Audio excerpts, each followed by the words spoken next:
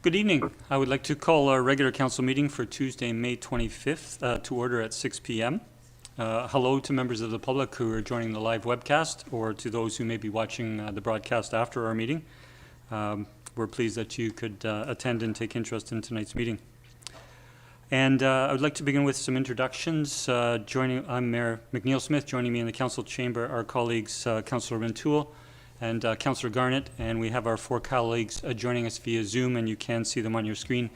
Good evening to Councillor Duncan, Councillor Fallett, Councillor O'Keefe, and Councillor Wainwright.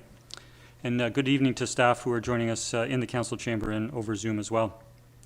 I'd like to begin with a territorial acknowledgement, and as we turn our minds to the items on tonight's agenda, let us be mindful of the potential implications of our decisions and to consider the common interests we have with neighboring Saanich First Nation governments who are also making decisions and passing laws that support a sustainable region and who have been mindful stewards of these lands and waters for millennia.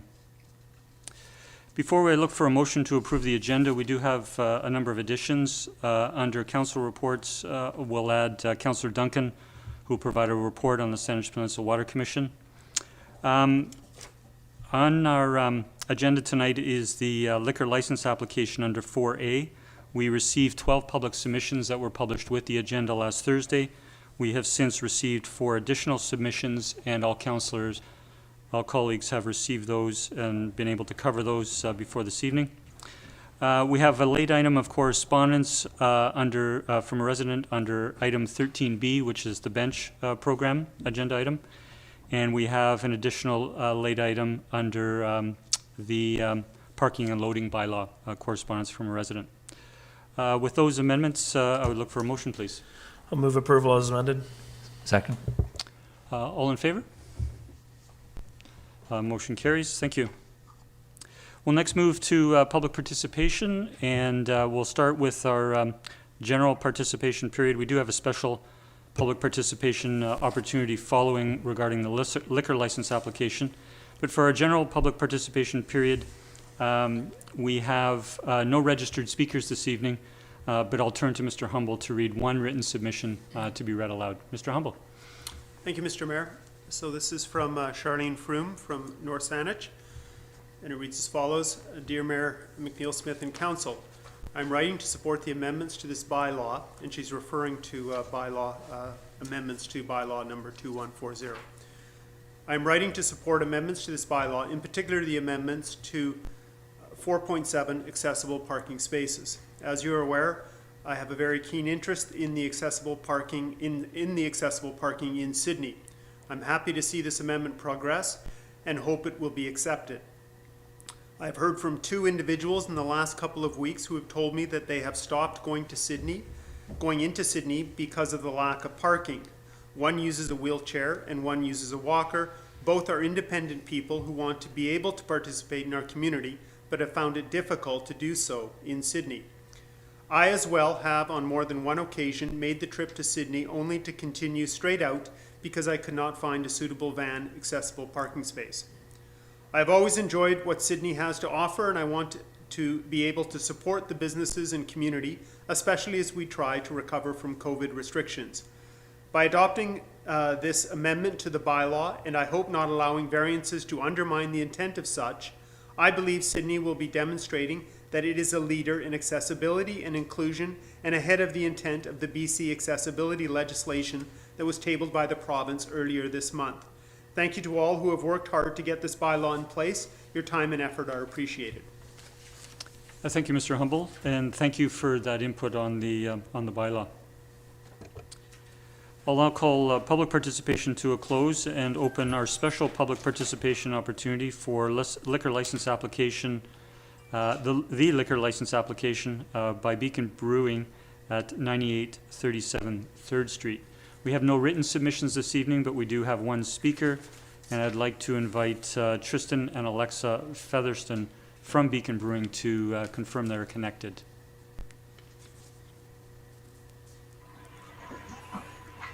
Good evening. Hello. Good evening, Mr. Mayor and Council. Thank you for having us again. We have heard there was a lot of positive response regarding our brewery, but we would like to address the public's concerns of possible odor and parking for nearby residents. Firstly, on subject of parking, we are a liquor establishment and want to promote safe and responsible liquor consumption, and we hope that a large portion of our guests will not be driving. For the customers that are arriving by vehicle, there will be 42 off-street dedicated parking spaces for the commercial tenants in this building.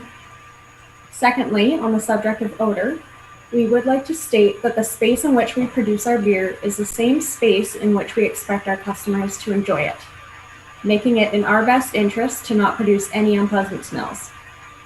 As we mentioned in our previous meeting, we are going to be a much smaller brewery than most, and with this comes less production of beer and less smell generated compared to what comes to some people's minds. That being said, due to the concerns, we have decided to add a steam condenser to the brewing system, which will turn all kettle emissions from steam to liquid, allowing them to safely flow down the drain.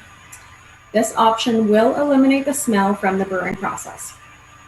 One last perceived reason for smell from a brewery is the storage of spent grain for long periods.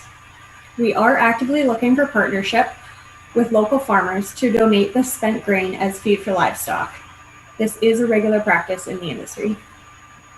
We want to be the best neighbors possible, and we feel our neighbors should be our best customers, and we are confident people will not have any complaints regarding smell once we are open.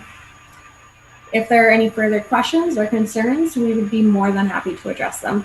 Thank you again for your time and consideration. Thank you, and thank you for coming before council this evening with those remarks. I'll now bring that public participation opportunity to a close and turn to the item as an agenda item. We do have the staff report. I'll ask for a staff introduction. We can go to questions from staff and then look to a motion. So I'll turn to staff for an introduction, please. Good evening, Mr. Newcomb. Mr. Mayor. So I think Council's aware of this application. It's for a small nano brewery in the just in the north end of downtown on 3rd Street. We have done the public notification as per Council's resolution of the last meeting, which included 2 advertisements in the Peninsula News Review, as well as notification letters sent out to all residents and businesses within 100 meters of the location. 12 responses were received by the deadline, and an additional 4 were received in advance of this meeting. The majority of those responses were positive, people wanting to see this as a use in their neighborhood. As the applicant noted, there was a few concerns about smells and parking. Staff don't have any significant concerns on those scores, and the staff recommendation is to approve. Thank you. Thank you, Mr. Newcomb. I'll turn to colleagues if there are any questions. I'll turn to Councillor Garnett first. Thank you, Mr. Mayor. Through you to staff, just a couple of clarification points. So the parking spaces that they're referring to, are those the ones on the inside, and they're not just for commercial, are they designated to public, or are they just commercial? Yeah, through the mayor to Councillor Garnett, I'm not sure what the 42 number is referring to. There will be in this development 35 town-controlled public parking spaces in behind the building. Those will be available to any patrons of businesses in this building or elsewhere in the downtown, but they will be timed, for example, with a maximum 3-hour parking time limit. So they will be available to anybody patronizing anything in this area of the downtown. If I may, just one more technical question. It's showing a civic address of only number 39837 3rd Street, but as I drove by there's different numbers on every door that doesn't correspond to this. So are the numbers that are presenting on the door in the building incorrect, or is the civic address listed here incorrect? Again, through the mayor to Councillor Garnett, I don't believe the addressing for that building has been finalized just as yet. So there might be some temporary numbers for addresses floating around still. But the town does go through, as a building gets completed, the town goes through an addressing process where we send the numbers off to Canada Post and they sort of get officially registered. So I'm not exactly sure where it is in that process, but what's going on the doors should probably be the final address, and what's in the staff report may be a bit of an interim address or vice versa. I'm not entirely sure. Okay, thank you very much. Thank you. Thank you, Councillor. Just before turning to Councillor Fallett, just to follow up to a question Councillor Garnett asked, and that is, in addition to those 35 town public parking spaces that will be created, my understanding is that there is also a loading zone. I know that was a point brought out in one of the pieces of correspondence. There's a loading zone, and there will be an additional 5 surface spaces dedicated, I believe, to the commercial uses. So the owners or the employees of those businesses in that same parking lot. Yeah, and that loading zone is in that same area as those parking spaces. Thank you. I believe around the side. Yeah. Okay, thank you. Councillor Fallett. Thank you very much, Mr. Mayor. Through you to staff. Mr. Newcomb, what experience do we have in the town with facilities with live music? I know the last year and a bit have sort of put a kibosh on experience, but do we have other establishments that have live music? Through the mayor to Councillor Fallett, yes, a number of restaurants in the downtown have live music. Typically it's indoors, and that is permitted, provided that the music doesn't create any audible noise, significant audible noise outside of the building. It's been a little bit tricky lately with COVID, where restaurants don't have indoor dining, and so that some music has been moved outside. I think we anticipate that that's a temporary measure, probably ending as soon as today. Outdoor music is permitted within reason, and it can't be amplified. So, for example, the buskers that you occasionally see on Beacon Avenue shouldn't have amplified music, and typically don't. Yeah, there is some guidance in the noise bylaw about music, recognizing, of course, that this is a commercial downtown as well, and there will be noises from businesses. So the town does try to create a balance in that regard and look for a reasonable time for a business to end their music, for example, to make sure that people aren't disturbed late into the evening. Okay, thank you very much, Mr. Newcomb. Welcome. Thank you, Councillor. Any additional questions? Seeing none, we do have recommendations. I'll move the recommendation, one that council, having considered the location, person, capacity, and hours of liquor service of the establishment, recommend to the LCRB that a liquor license with a lounge area endorsement for Beacon Brewing Ltd at 3-9837 3rd Street be approved on the basis that the application is generally consistent with Town of Sidney Liquor and Cannabis Licensing Policy number DV-015.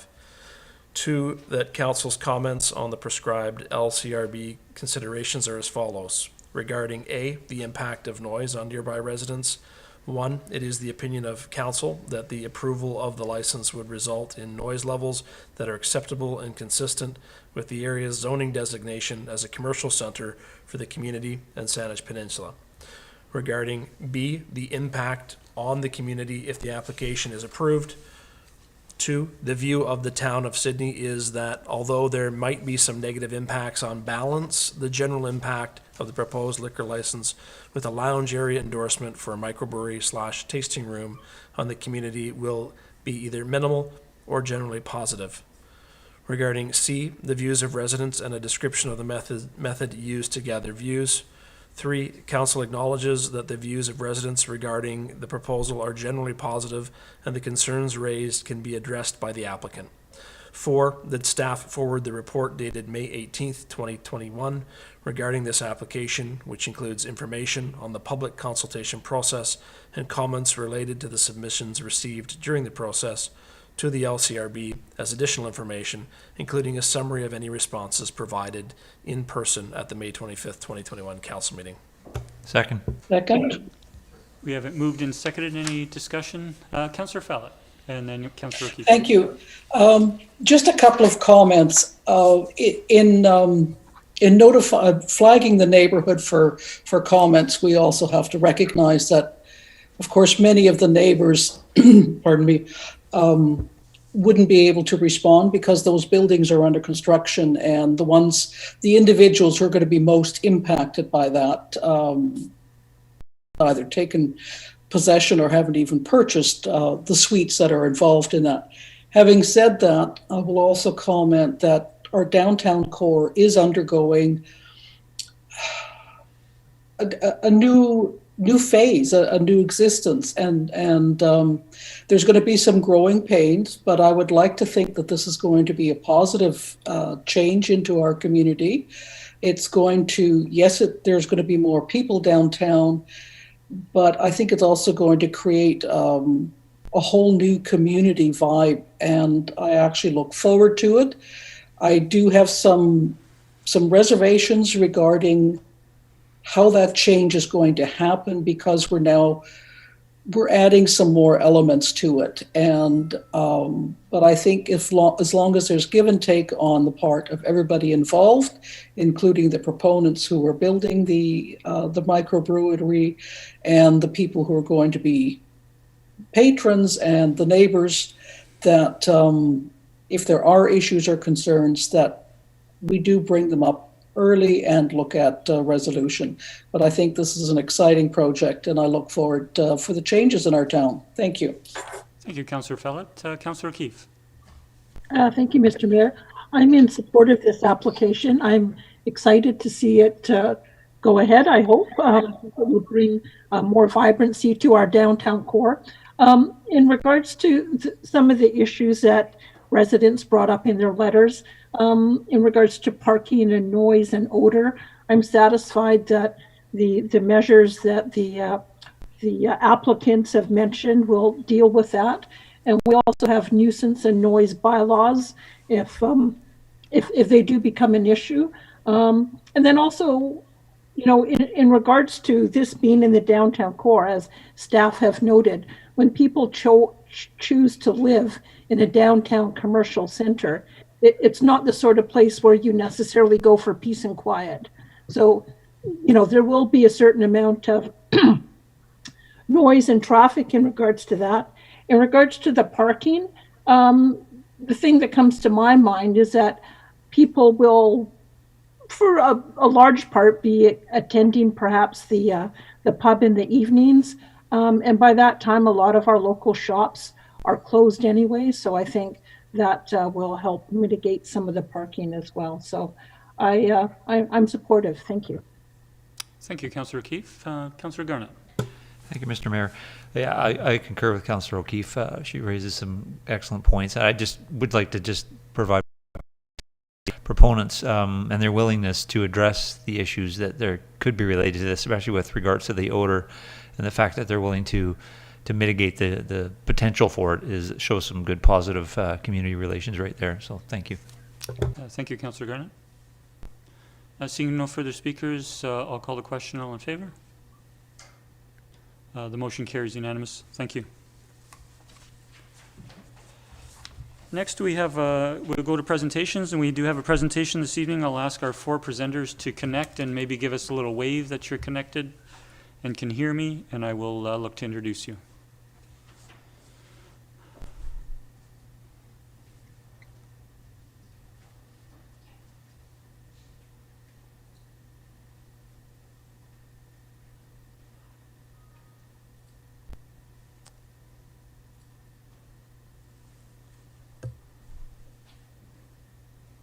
So we had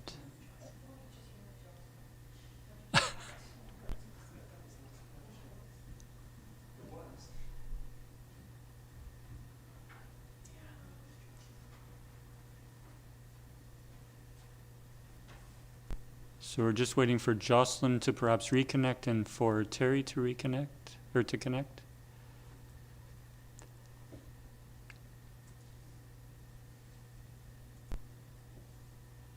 Yeah.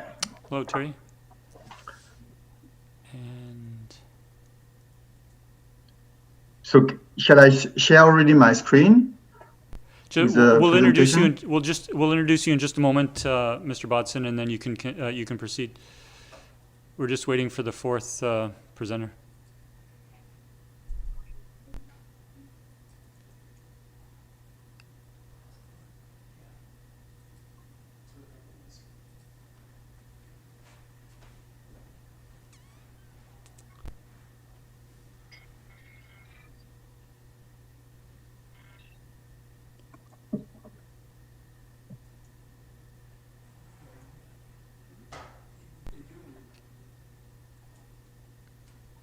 We're just taking a moment to connect the fourth presenter. Please bear with us.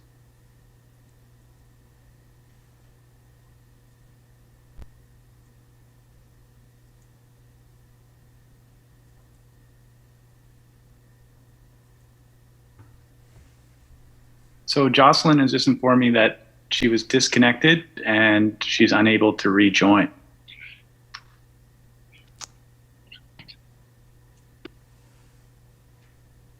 She should use the same password and I just emailed her to log on again. Okay, we're just connecting with the fourth presenter. She's currently attempting to rejoin. I'm getting a message saying unable to rejoin. The host removed you from the meeting. Did you catch that? She's getting a message, Ms. Nelson, that the host disconnected her from the meeting and she can't rejoin. My familiarity with Zoom is that if you forcibly remove somebody from a meeting, Zoom will not allow that person to reconnect to that meeting, and that there isn't a way around that other than starting a new meeting. Okay. May I'll turn to the presenters if you're able to proceed, but I'm willing to make an exception and for us to move up to a next agenda item. And if Ms. Nelson could send a new Zoom link to the four of you, I know you had a 10-minute presentation and wanted to take questions afterwards, and would provide that opportunity for all presenters to connect. I wonder if she can speak through Kyle's cell phone, because we can hear her pretty clearly. Yeah. We just won't be able to see her, but she can speak through Kyle's cell phone. She's talking to her now. Yeah, that's an option. Sorry, Mr. Humble, is that feasible to? Dean? We can try the cell phone as a test. Okay, Kyle Armstrong, if you could connect, we could hear No moment. Sorry, pardon me? We could hear Ms. Gifford on your cell phone if she's willing to do her part of the presentation over your cell phone. I don't know if that works with the visuals that will be up. An alternative might be to try to connect using a different device, and she can actually try to call in by phone, and because that's a different device, it isn't going to block her from connecting. And if she has a tablet as opposed to desktop, if just switching device may be a way to do it, and if not, I guess listening in on your cell phone. Okay, we'll let them have a conversation and come back to us.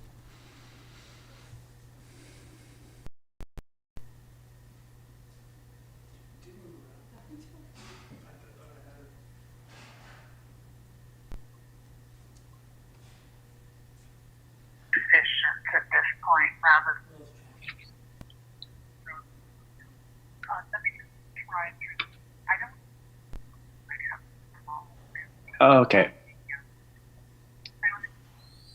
I think just over speaker on my phone might be the best option then. Should we just go with that? Okay.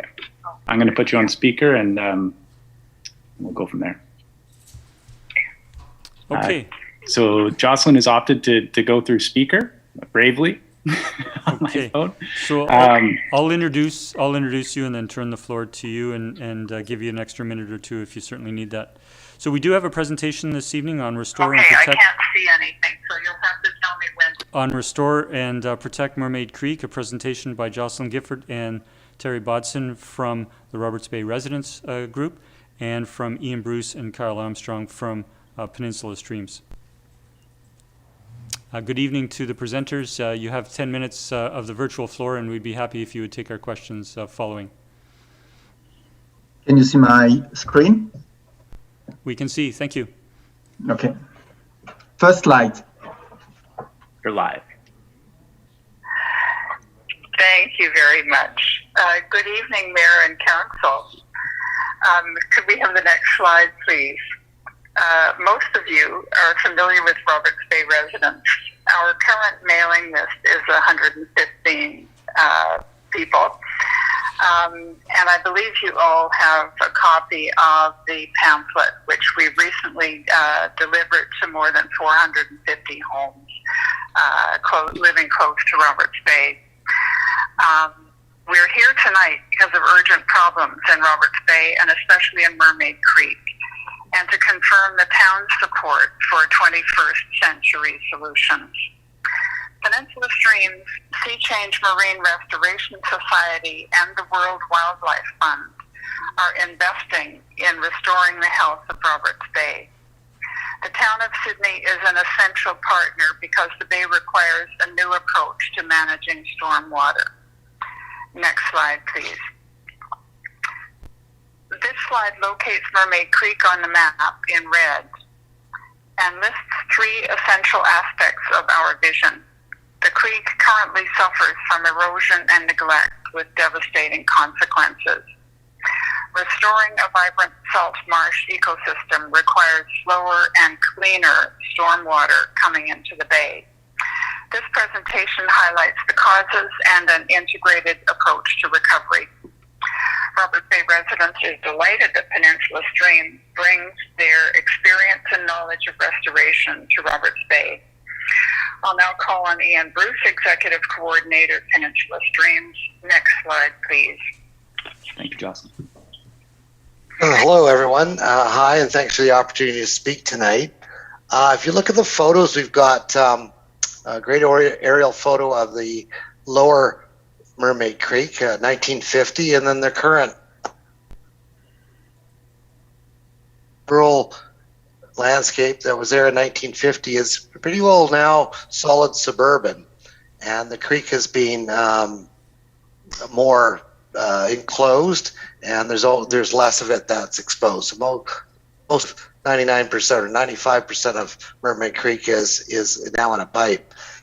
And if you look at the chart on the bottom, you'll see what effect that impervious surfaces has on water quality, and how, as you move towards more impervious surface, the dysfunction in the watershed increases.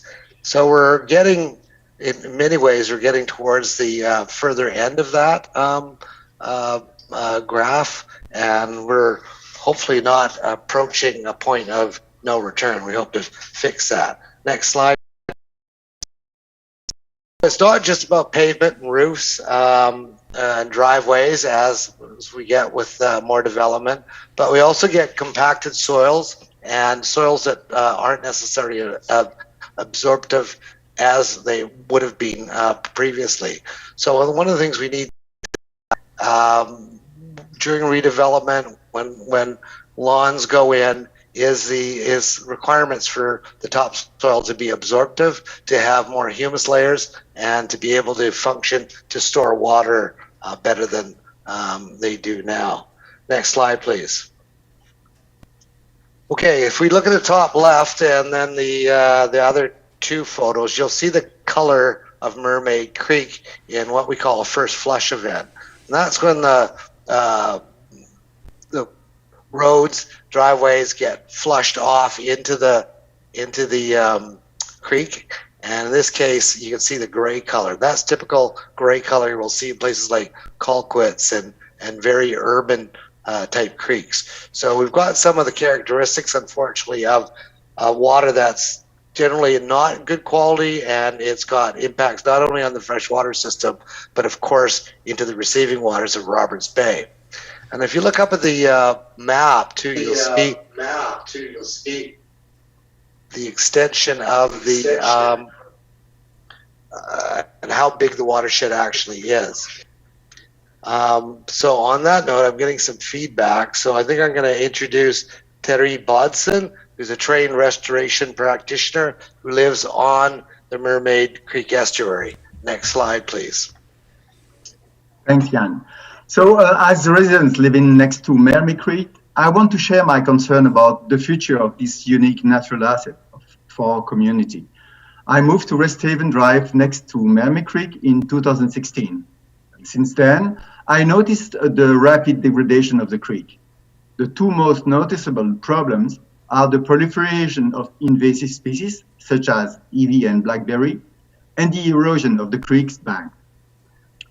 As you can see in this slide, the informal trail has accelerated the collapse of the bank in 5 different spots, where the path is too close to Mermaid Creek.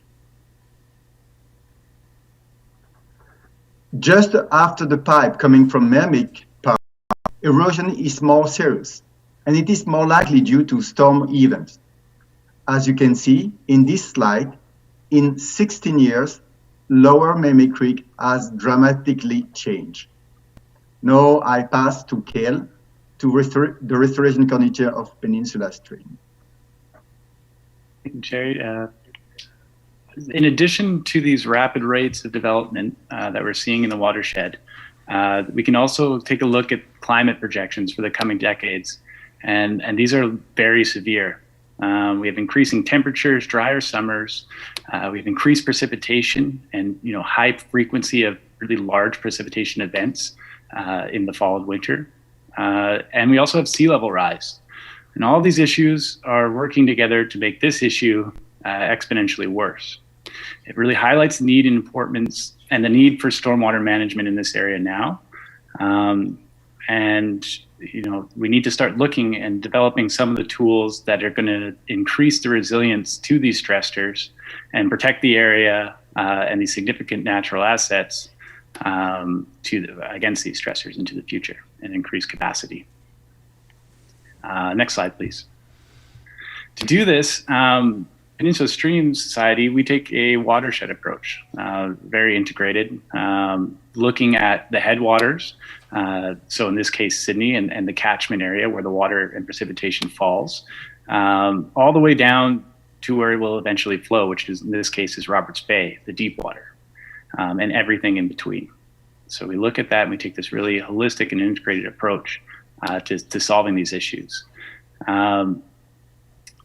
An update, and which is really exciting, is Sea Change Marine Conservation Society in Roberts Bay, from Brentwood Bay, has pursued and been awarded funding from the WWF, the World Wildlife Fund, for a blue carbon study project in Roberts Bay.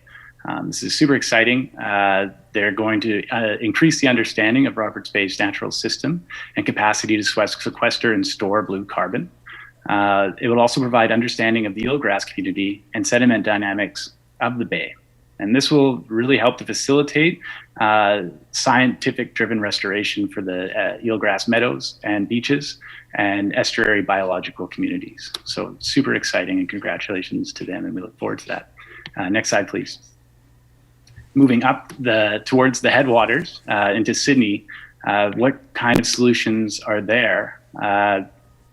We look at green stormwater infrastructure.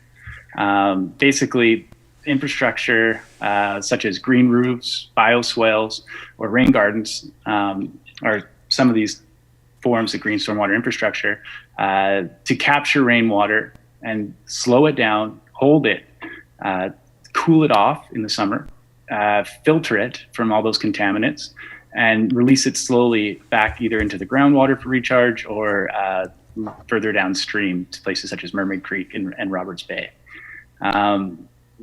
When properly designed and when scaled up to kind of a larger level, be highly effective, ecologically, economically, and also aesthetically. And we're seeing many municipalities and districts across the region using this as a tool against some of these stressors that are being faced from urbanization and climate change. Next slide, please. Rain gardens in particular are particularly attractive due to their simplicity in design. They're low tech, they're quite well understood. They can be they can be designed and implemented by communities as well as city engineers and developers. So you get a broad range of these and sophistication, and they're super effective. They provide a great opportunity to engage and educate the community, as well as inform them of water security issues. And again, when this is done at scale, it can treat a lot of water effectively and help mitigate a lot of these impacts that we're seeing. Next slide, please. So what we're looking for is Sidney's support on this integrative approach. And we need policy, we need planning, we need a commitment to rainwater management through requirements and bylaws. And we need them soon, we need them now. You know, local governments can regulate and create this capacity through Community Charter and the Local Government Act. Looking at different communities and districts and municipalities across the region, you know, Courtney, the Chosen, they all have requirements written into their OCPs and bylaws, and you know, different baseline tools such as rainwater management plan requirements for developers and redevelopment and subdevelopment, and associated operation and maintenance plans to ensure that infrastructure stays up to date. There's limitations on effective impervious area with new developments and subdevelopments, or the amount of water that can actually leave a site using these different green stormwater infrastructure tools, as well as topsoil requirements. You know, a pretty standard one is just more than 300 millimeters of topsoil depth after development. And those are all great for redevelopment and new developments and things like that. But we also have seen incentivization that incentivize retroactive green stormwater projects, such as City of Victoria's stormwater utility charge and rebate, which has allowed, you know, different organizations to gain credit on their fee and retroactively create some of this infrastructure. Next slide, please. So unfortunately, our fearless leader Jocelyn is disconnected. So our ask of council today from the Roberts Bay residents, and I'll have the pleasure of speaking for them. They request a commitment and plan from council for formal rainwater management planning requirements and incentives in Sidney. And number two, we want a commitment to the restoration of Mermaid Creek and in association Roberts Bay, demonstrated through the key initial step of closing the informal trail access, which, you know, by the OCP, the current OCP's bylaw 1920, 26.28, is meant to be closed to public access. And yet, as Terry outlined, the use of that trail has caused quite a large amount of erosion. And, you know, it's at a critical threshold, and we need to protect this asset. Next slide, please.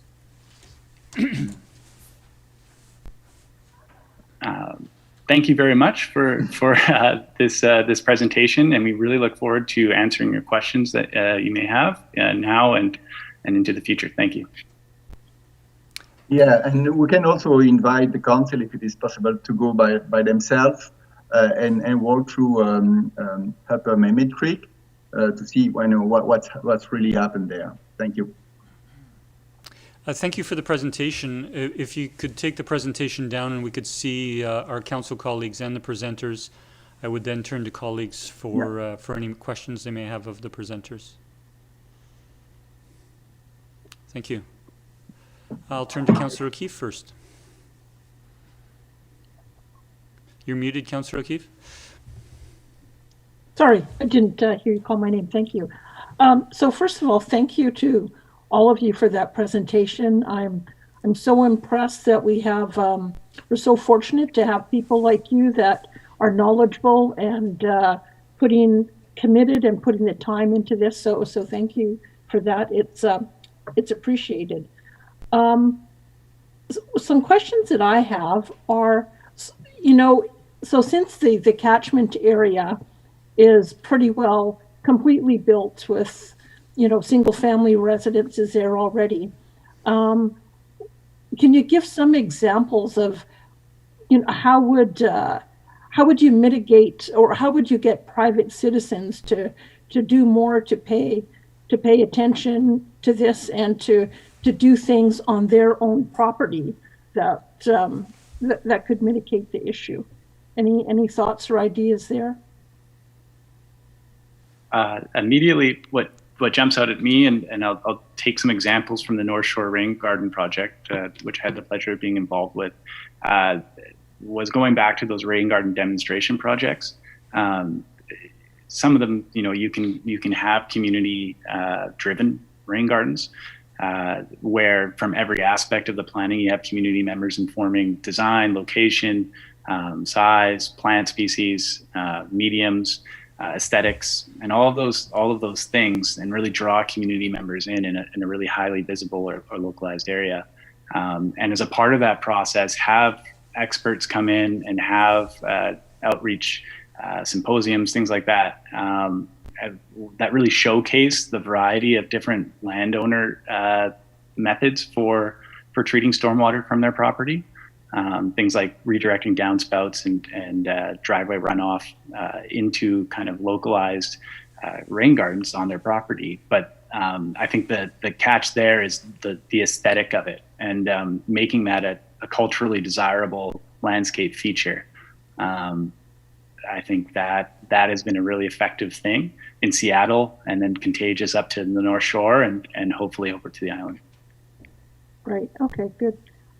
One other question I had, if I may, I'm totally convinced that we have to do something. So that's great. What I'm struggling with is our staff's capacity to spend time on things, right? And later in the agenda, we're looking at different capital projects that didn't get done last year, so they're pushed into this year on top of everything else.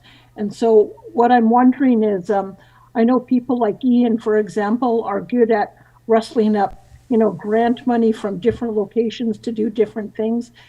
Is there any aspects of the things that need to get done that could be done by a volunteer group accessing other grant funds somewhere else, while the town got to work on other aspects of whatever plans are needed? I'll take this one. Thanks, Councillor O'Keefe. Yeah, there is opportunities. There's different ways of paying for this infrastructure. One of them would be a development cost charge. I see even in my neighborhood now in Sidney, there's single-family homes that are going to fourplexes, and where there was lawn before, there's no lawn. It's pretty well 100% roofs and driveways. So there should be a development cost charge associated with stormwater impacts from those developments. So there could be a carrot and a stick here in terms of incentives for some property owners, and if someone's going to make a lot of money building a fourplex on a single family home and increasing stormwater impacts as a result, I think there should be a cost to them. Having said all of that, there is also other funding, as you know about. That would be gas. I believe dealing with road runoff is a very appropriate gas tax project potentially. So you know all about that. As well as looking at climate change adaptation funding. So there's a lot of that around right now, and we're involved in some of the aspects of doing some beach rebuild, restoration, Green Shores work in Victoria and BYLAWS, and that's part of a climate change adaptation funding. So I would see that we could work with staff to access some of these funds that the municipalities may or may not be able to get to on their own, but we could help certainly run them to the ground and see what we can get jointly to help out Sidney do these things. Well, great. Thank you very much, and thank you for the presentation. Thank you, Councillor. I'll turn to Councillor Fallett and then to Councillor Wainwright. Thank you very much, Mr. Mayor, and thank you to the presenters. It was a great presentation, and there are many aspects to it. I was really pleased to see you addressing landscaping and soil depths. That has been something that I've paid attention to, that was brought to my attention just from seeing development in my own neighborhood and seeing what was done at the building site where subsoils were brought up to grade and compacted, added to sand and construction debris.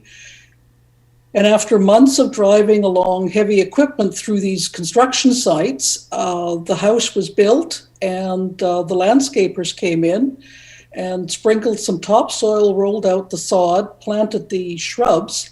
And 2 years later, the owners were trying to understand why their plants were dying, and they kept pouring more water on. And then the CRD comes along and says, we must conserve water. And people are at their wits' end that they've got these wonderful gardens that they'd like to maintain. So they keep pouring water. The water runs off. It goes down a couple of inches, hits the hard pan, runs down to the lowest element, which is generally the street, and then into the storm sewers, and then goes into. So another thing they end up doing is pouring on a lot of fertilizer, and not necessarily organic fertilizers, which can have its own issues when it hits into the water as well. But they're putting in chemical things in their desperation to keep these plants alive. So I've talked to the CRD. The CRD at the time, and this goes back a few years, wasn't terribly interested at that time. I talked to the minister of the province, and he said, well, there's nothing we can do because landscaping is not part of the building code. You can regulate the building, you can't regulate landscaping. So I went to the Landscape Architects Association, and they said, my God, you're singing our song. So now we're at 2021. Climate action is a very, very common phrase now, and we're having to pay attention to it. We need to marry those needs because, yes, we need rain gardens that are part of the municipality's project and whatnot, but we also have to go back to what's happening in the residential arena. And Ian addressed that where he's talking about, you've got so much of the property that is now hard surface. And so there's no absorption. There's no way to filter through the toxic materials that are going into our water system. So we need to step forward. My hope is we have a climate action coordinator that's hired for the town. This is a big project, what I'm talking about, and it has to be bigger than Sidney. It has to, at the very least, be the Peninsula, but I would love to see the CRD get into it. We need to start changing what we allow to happen in our landscaping. We need to regulate that just as we do our building. And yes, there is a cost to it, but there is a cost when our environment breaks down as well. So I don't have a question for you. I just wanted to share that with you, and also for my colleagues to hear that, and whoever else is listening. I think this is an important issue you have brought to the forefront. I congratulate you on it, and I look forward to hearing more. Thank you. Thank you, Councillor Fellett. Councillor Wainwright.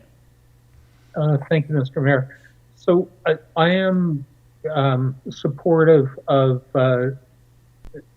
trying to restore Mermaid Creek and also Roberts Bay, but I confess to having quite a bit of concern about you asking really pretty vaguely described.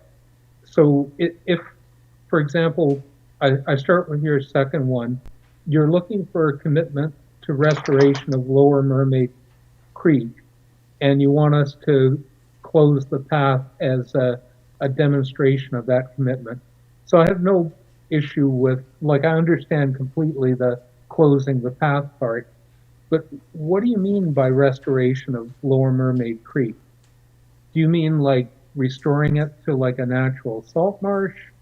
Do you mean trying to restore it to a natural sort of creek bed? Are you just looking at stabilizing that eroding bank and getting rid of the invasive species? What are you asking for a commitment for? Do you have any kind of design in mind? And I'll give you the follow-up one on the rainwater management plan. Normally, I guess I'd be asking you what are your objectives? And the only thing I really kind of heard was reduce the flow, clean the water, cool it.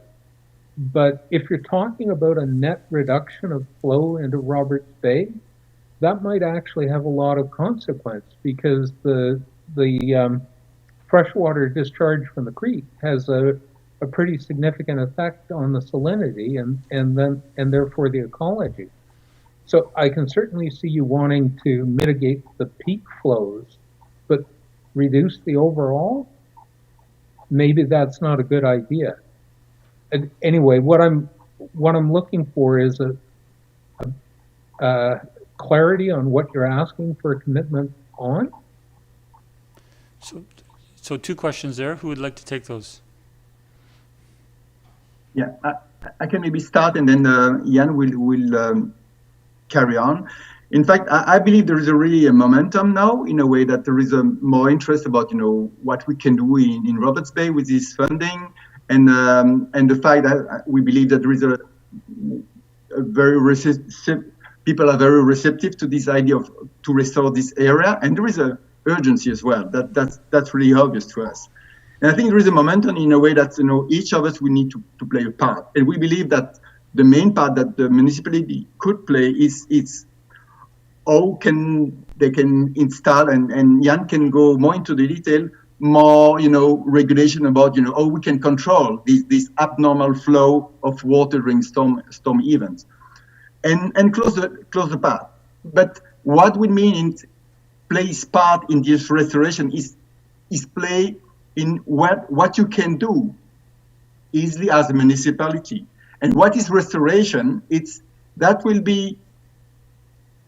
will go afterwards. Then once you play your part, then other people will looking for funding to see what we can do as a restoration. But we need, first of all, to mitigate what caused the problem, and that will be, try to implement regulation to reduce this flow and stop this access to Mermaid Creek.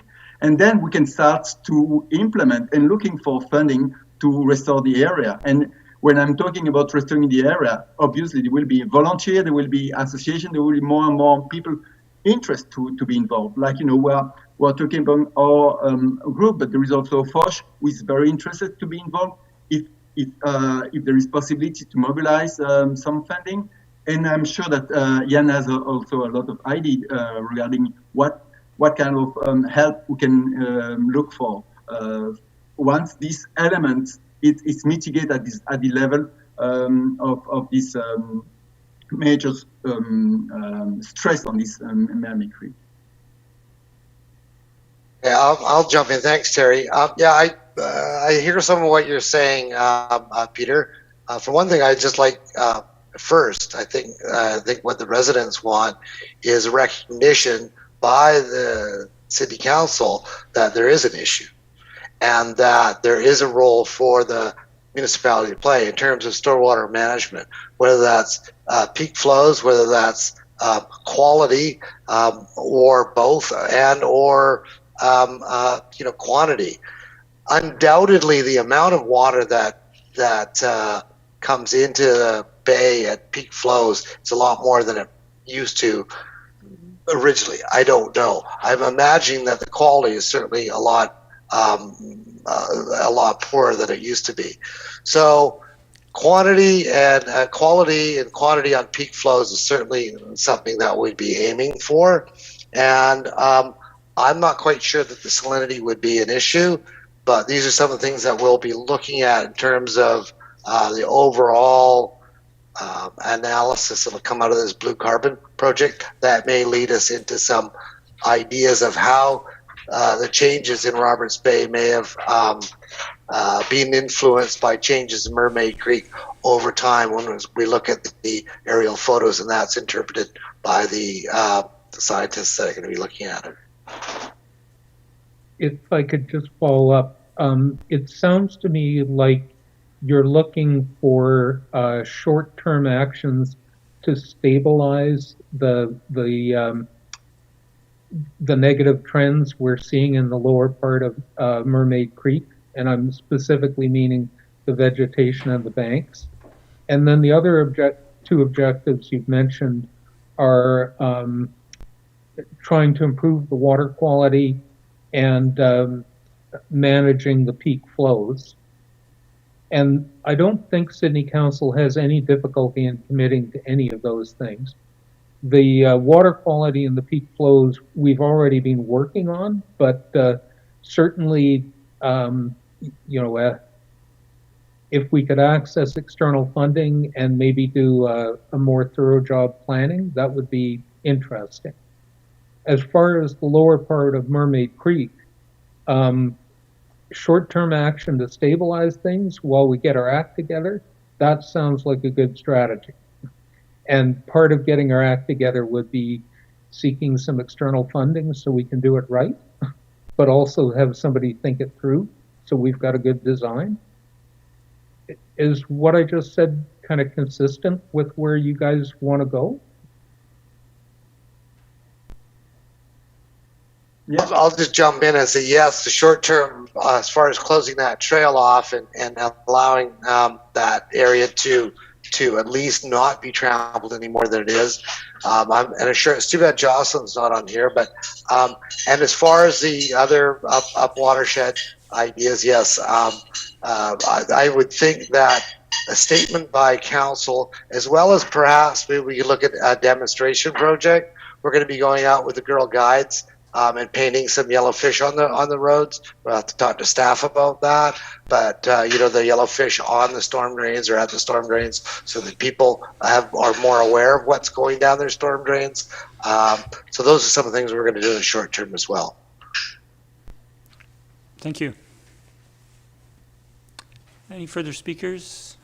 So I have a question, then I have a suggestion before we look to a possible recommendation or recommendations. And the question to the presenters is the Blue Carbon initiative that you mentioned and the funding that's been obtained for that. What would be the timeline and what do you expect the outcome for that project to be?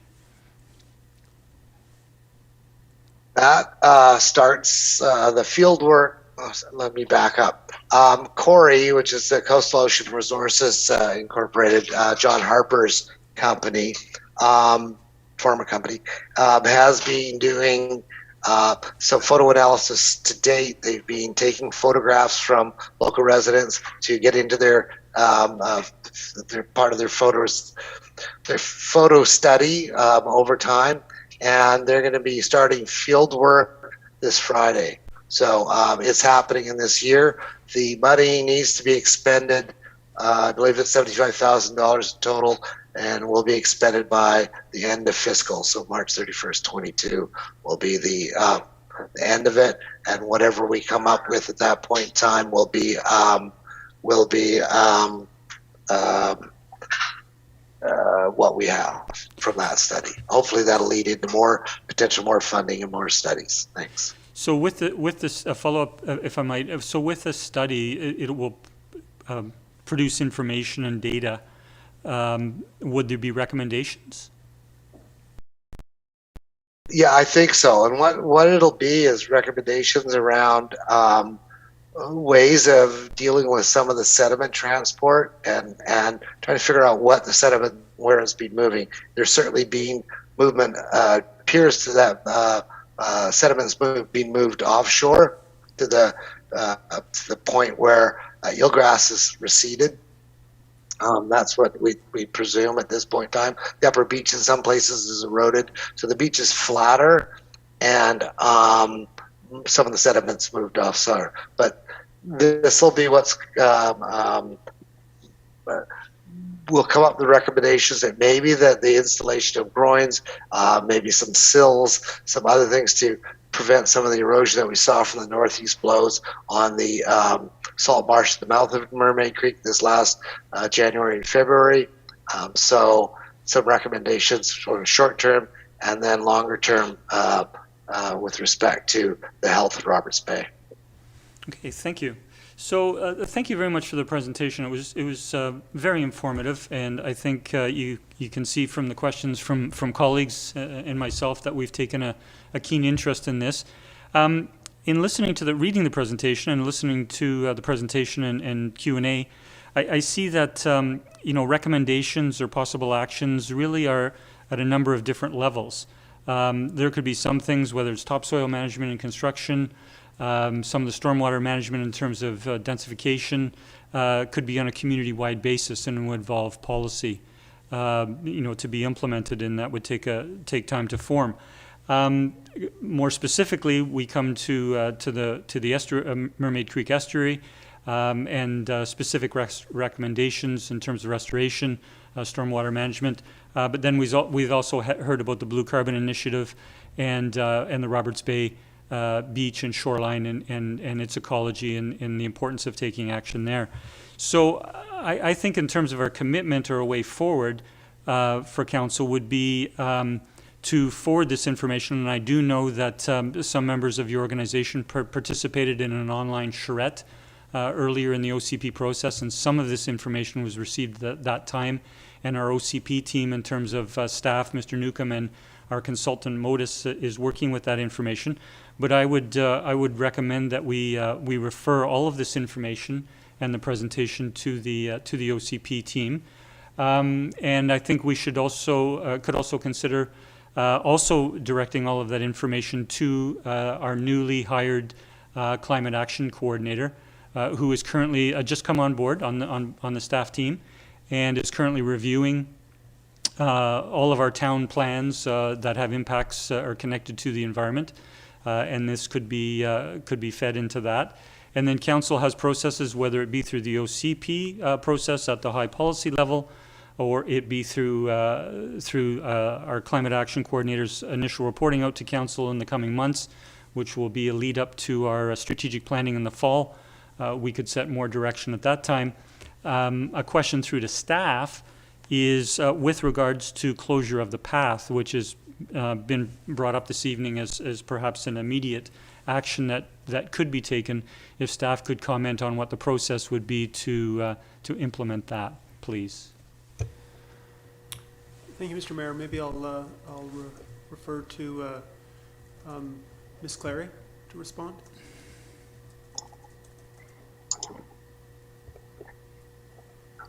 Thank you through to the mayor. Staff can review this request, and we would want to do some sort of community engagement if that was, unless council gave us direction to do it without any form of engagement at this time. Okay, so I think, thank you, Ms. Clary. So I think a separate recommendation on that, we could make a separate recommendation on that particular action to staff, and I'll turn to colleagues having concluded my comments. Thank you. Councillor Wainwright. Thank you, Mr. Mayor. I know that Councillor Duncan had some motions in mind. I have a slightly different, or I've got a variant on Councillor Duncan's first motion that I'd like to float, and I'll actually move it. I'll see if I get a seconder, but I'll move that staff report to council on short-term actions that can be undertaken to stabilize the environmental degradation of the lower portion of Mermaid Creek, including consideration of closing the path and use of volunteers. Do we have a seconder? Councillor Duncan, was that a second? Yes, sorry. No, if I'm hitting the mute button at the same time I talk. Second. Thank you. Councillor Wainwright, I'll let you motivate. Okay. For the benefit of staff, that's the wording, if that's helpful. It is. Thank you, Councillor. So we have it before us. We have it moved and seconded. Any discussion? Councillor Garnett. Thank you, Mr. Mayor.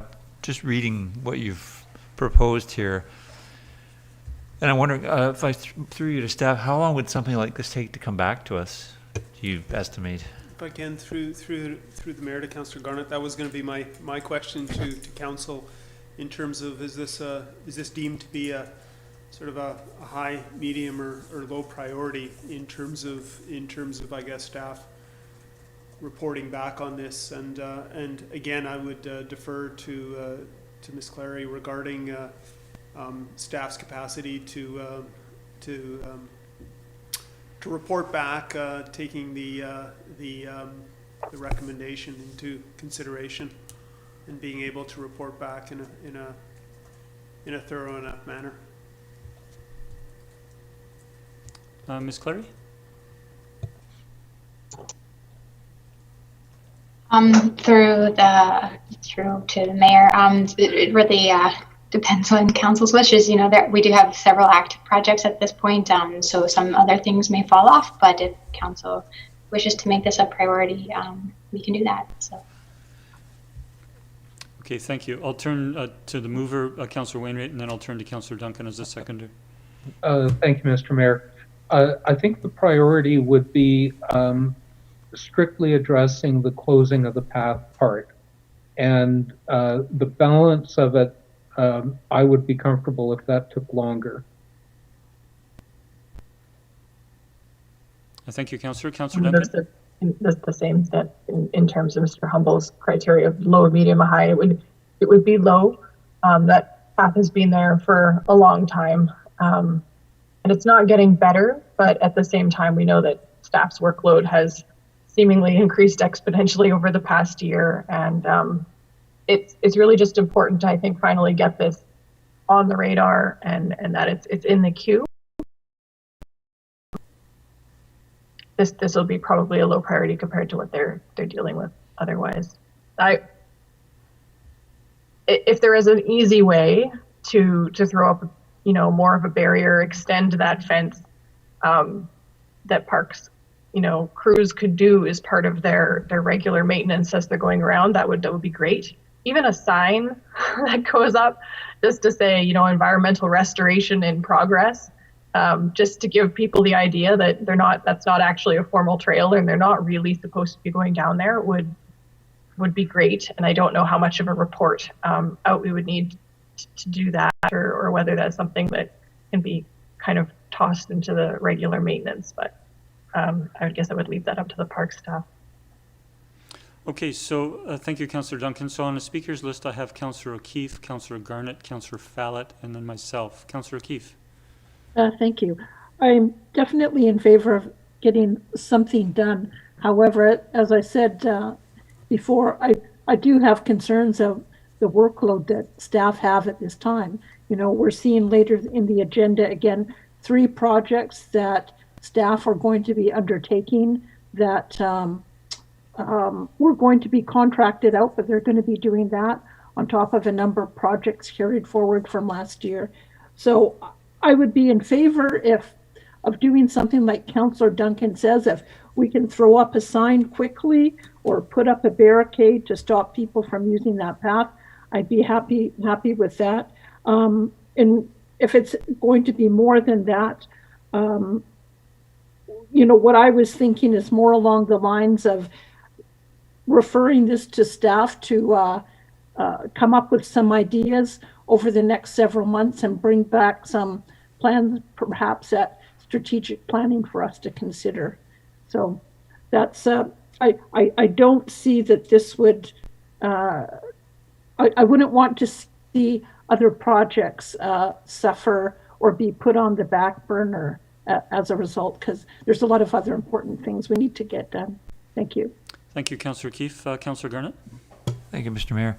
I think Councillor Duncan is on to something there. I prefer that we did something, even if it's a temporary measure, until we can get to thoroughly dealing with the problem. But to just not do anything, to me, just sort of, they've come with an ask, and I think it's a reasonable one. I understand staff's commitment and time and other projects we have on the go, but this is pretty important. It's a pretty important part of our community, and these issues have been raised before, but after this presentation, I can't help but think I wasn't really actually aware that path was there. So I've never used it myself, but I can see through pictures what damages occurred. So I think just leaving it even any longer without doing something in a temporary nature until we can get something permanent in there is something we need to pursue. Thank you. Thank you, Councillor Garnett. Councillor Fallett. Thank you. I'll just echo Councillor Garnett's words. I think if we go ahead with at least to shut down the pathway. Secondly, Mr. Bodson has had his virtual hand up a couple of times sometime earlier, so I don't know what it is, but perhaps if we could just recognize him, Mr. Mayor.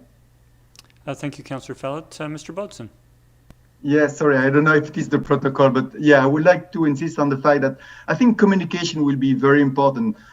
Well, I'm really living next to Mermaid Creek, so I can see, how many people are using this trail almost. I'm not, standing all the time there, but I can tell you that there is at least during the summer, something like 20, 30 people using this trail. And I think if we close it suddenly, without really, kind of a signage and an explanation, that will be not very well received. And I think communication will be very important. And somehow maybe on this signboard, put a number when, I don't know, if somebody wants to leave some comment or, react to the closure, so we can have a feedback from the community about what's happening over there. I don't know if it is feasible, but I think it's closing it. I'm sure that, on the long term, people will try to carry on using it. And I think it's important to have, the signboard saying the restoration under process and starting doing this work will be create some more respect about the fact that it's a necessity, and also maybe try to on this signboard and at this level we can maybe do something, explain what's behind this closure, what's the rationale to close that, and so people can have more explanation about the reason why we try to close this area, rather than see this fence and additional barrier to the trail without really explanation. And I think that this part of communication is very important because I can see that people will still trying to pass through because they are used to that for so many years. Thank you, Mr. Bodson. I'll turn to Ms. Clary. Thank you.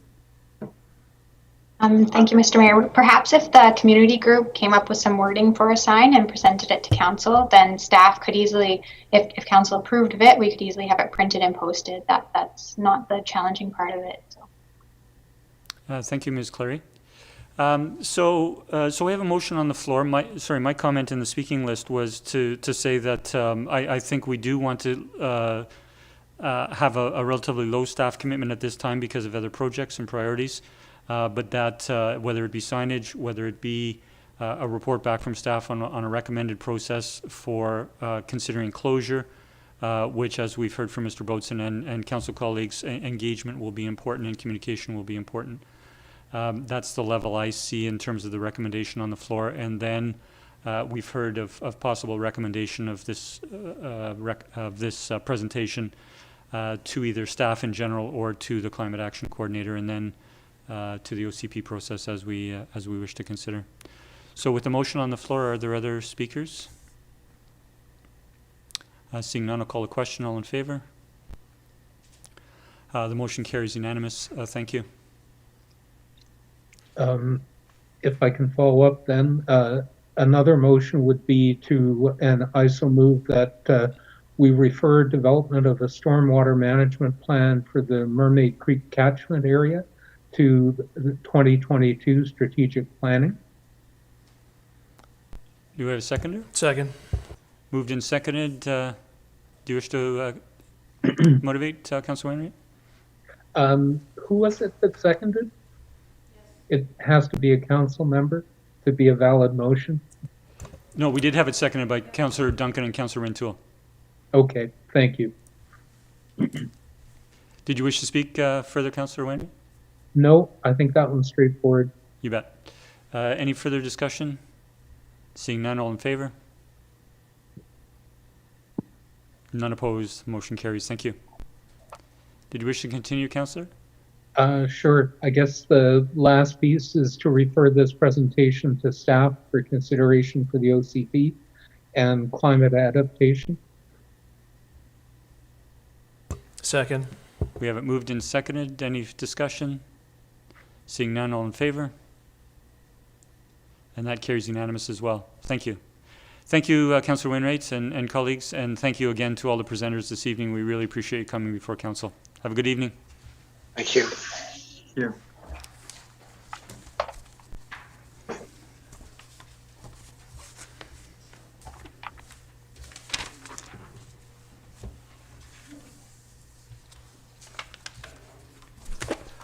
So we'll now turn to item 5 on our agenda, which is bylaws, and we have bylaw number 2217, off-street parking and loading, amendment number 4, and I'll turn to staff for an introduction, please.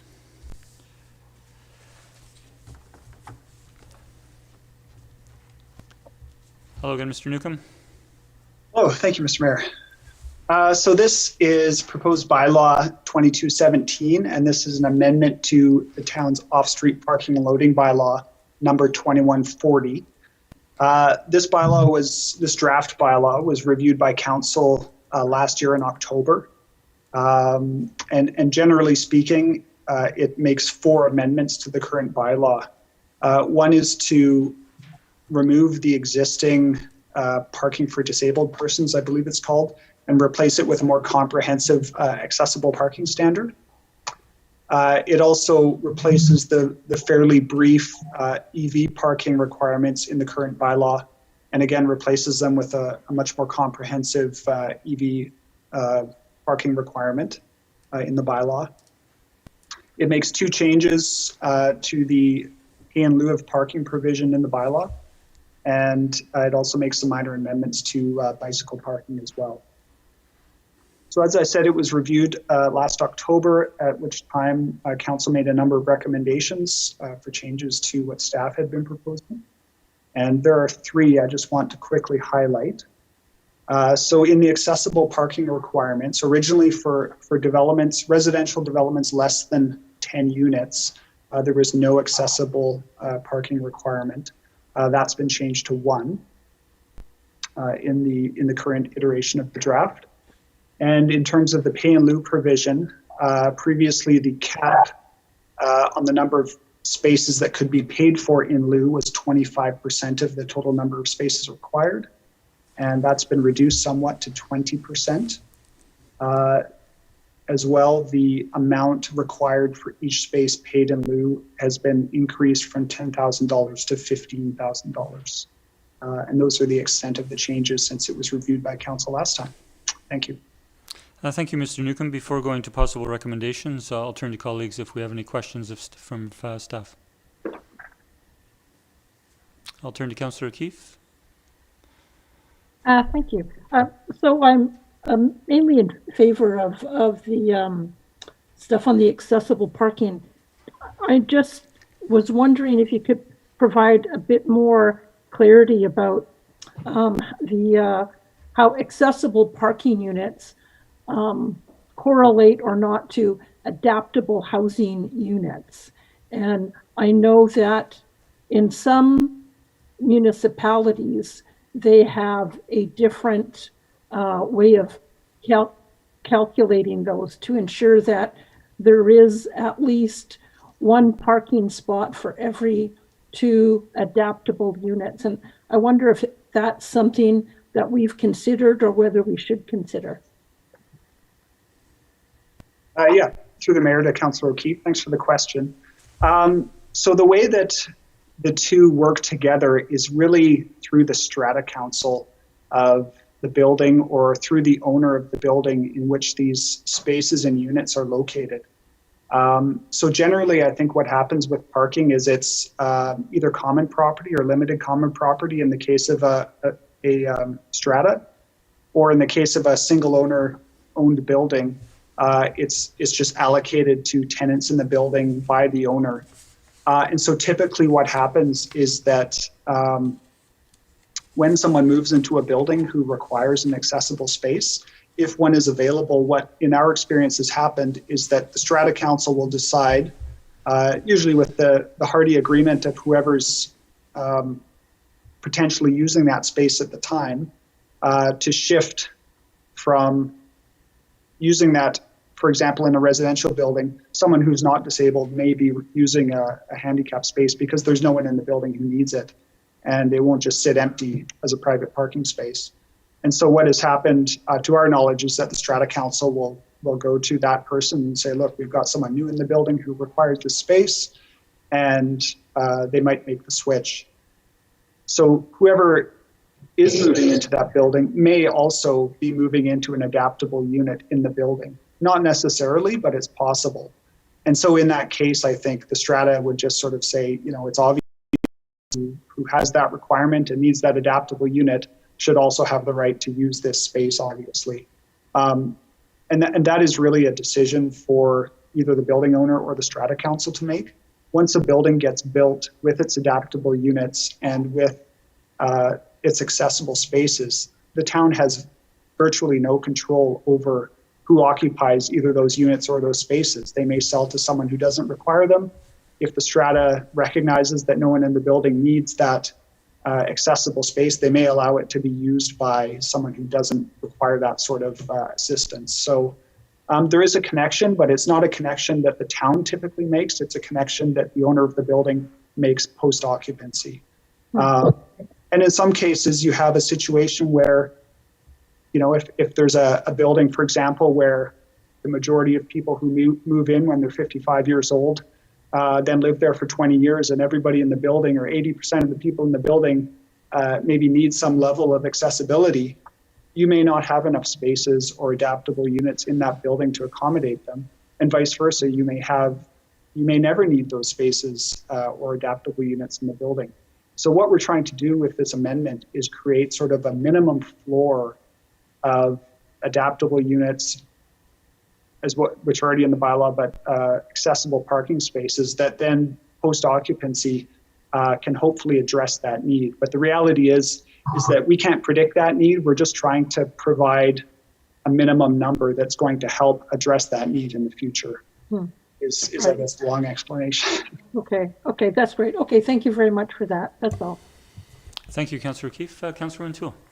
Thank you, Mr. Mayor. And thank you, Mr. Newcomb. Question with respect to changes to the pay in lieu provision, and in particular, the amount that's being suggested here having increased from $10,000 to $15,000 per space. Could you just speak, and I recognize that was certainly encouraged at the time from council to move in that direction.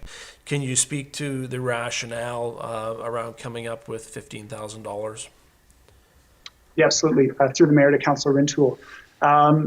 So the town did have a study done, gosh, almost 6 or 7 years ago now, that included an analysis of parking pay in lieu amounts from some representative municipalities around British Columbia. The range, I believe, was about $8,000 up to just under 20, I believe, was sort of the average range. The town at the time elected to reduce its pay in lieu amount from 20,000 to 10, being sort of the lower end of that range. But I believe at the time the consultant said, you know, these are fairly typical ranges, amounts that municipalities require, and really it's just what the municipality feels comfortable with, what the costs of your when you're providing public parking spaces, what the costs of those are.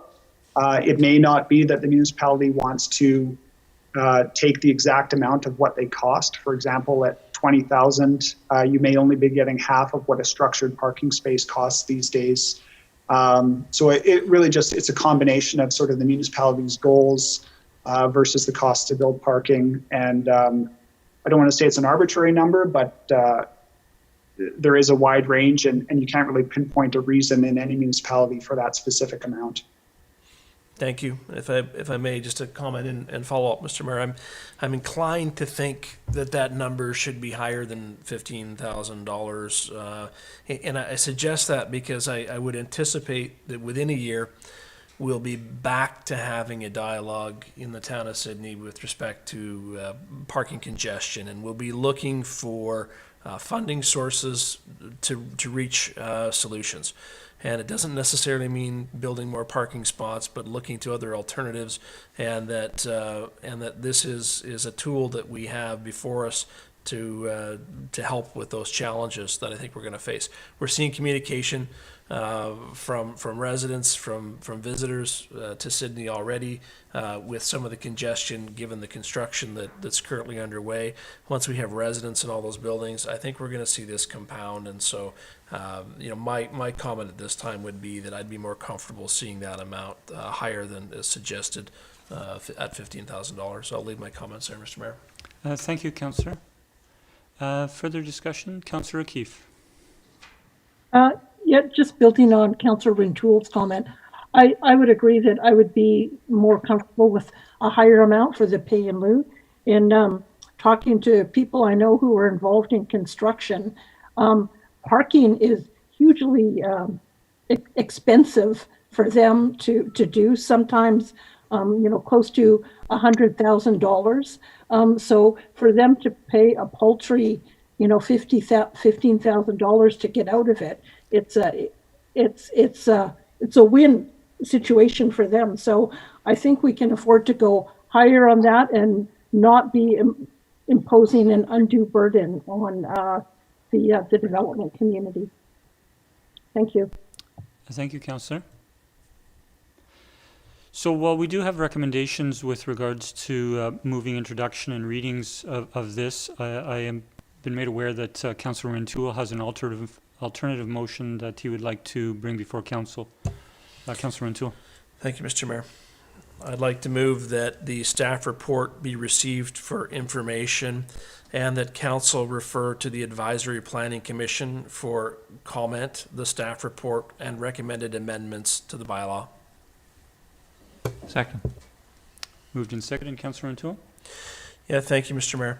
Well, I recognize that there are certainly aspects of this that we've received some very favorable feedback from the community on this evening, and I recognize that this has been a work in progress for some time. I think it would be prudent to give pause at this point and look to the Advisory Planning Commission to provide some of their insight with regard to the proposed amendments that are being put forward, but also to the staff report in terms of issues that I spoke to a moment ago around pay in lieu, but also potentially to providing comment on one of the other areas Council asked for a review on, and that refers to Section 4 of the bylaw regarding vehicle off-street parking and loading requirements. And so really just seeing this as an opportunity to give slight pause to allow members of the Advisory Planning Commission to provide some of their insight to Council. Thank you, Mr. Mayor. Thank you, Councillor. Councillor O'Keefe. Thank you.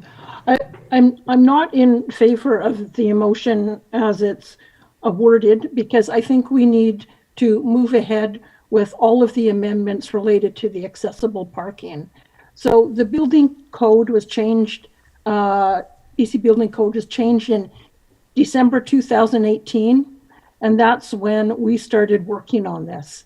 And I've had numerous, over the last 2.5 years, contact from people in the community saying, when are you going to have the amendments to the accessible parking? And I think we've delayed it too much. I think we need to move forward with this. It's not fair to drag it on any further. I know that staff have consulted with people who are in the community that are familiar with accessibility. They've consulted with other municipalities who have also already implemented these changes on accessible parking.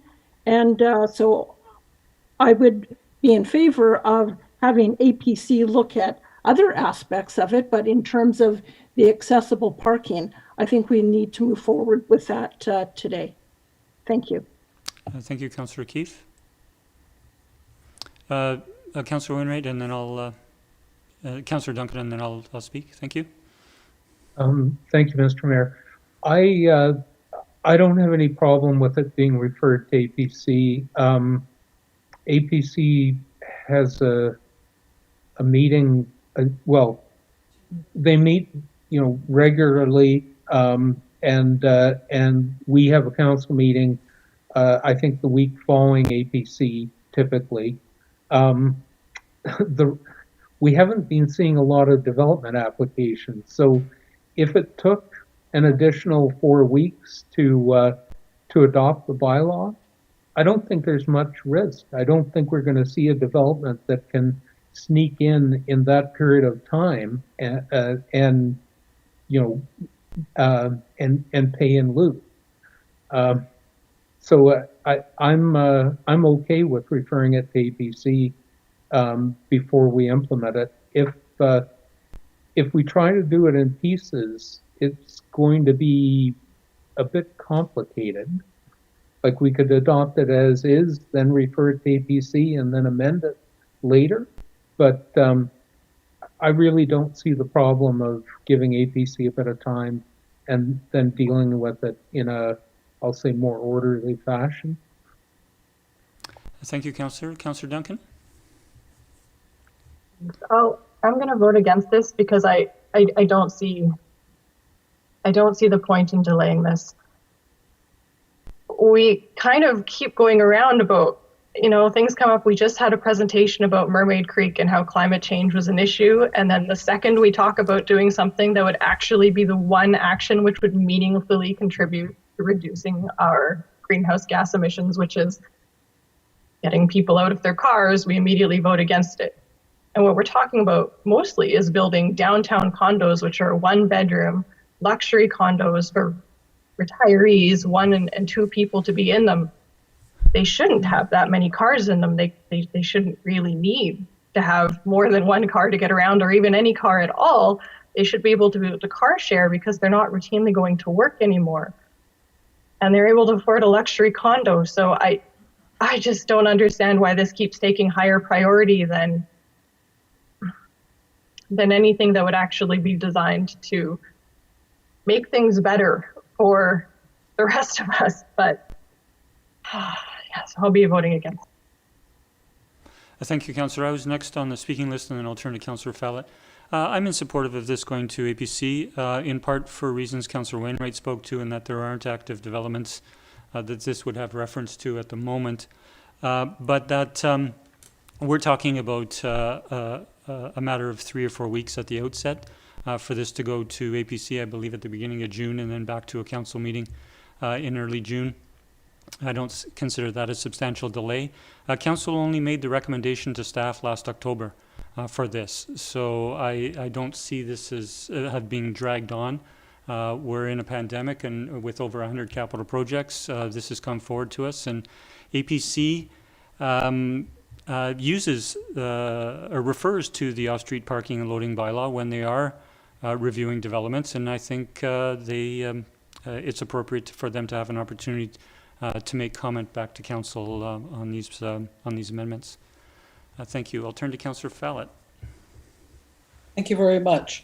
So one of the things we're an hour and a half into our meeting tonight, and we've already heard about staff time several times. And if this is referred to APC, I don't support the reasons for it to go to APC. It's another meeting that staff are having to go through.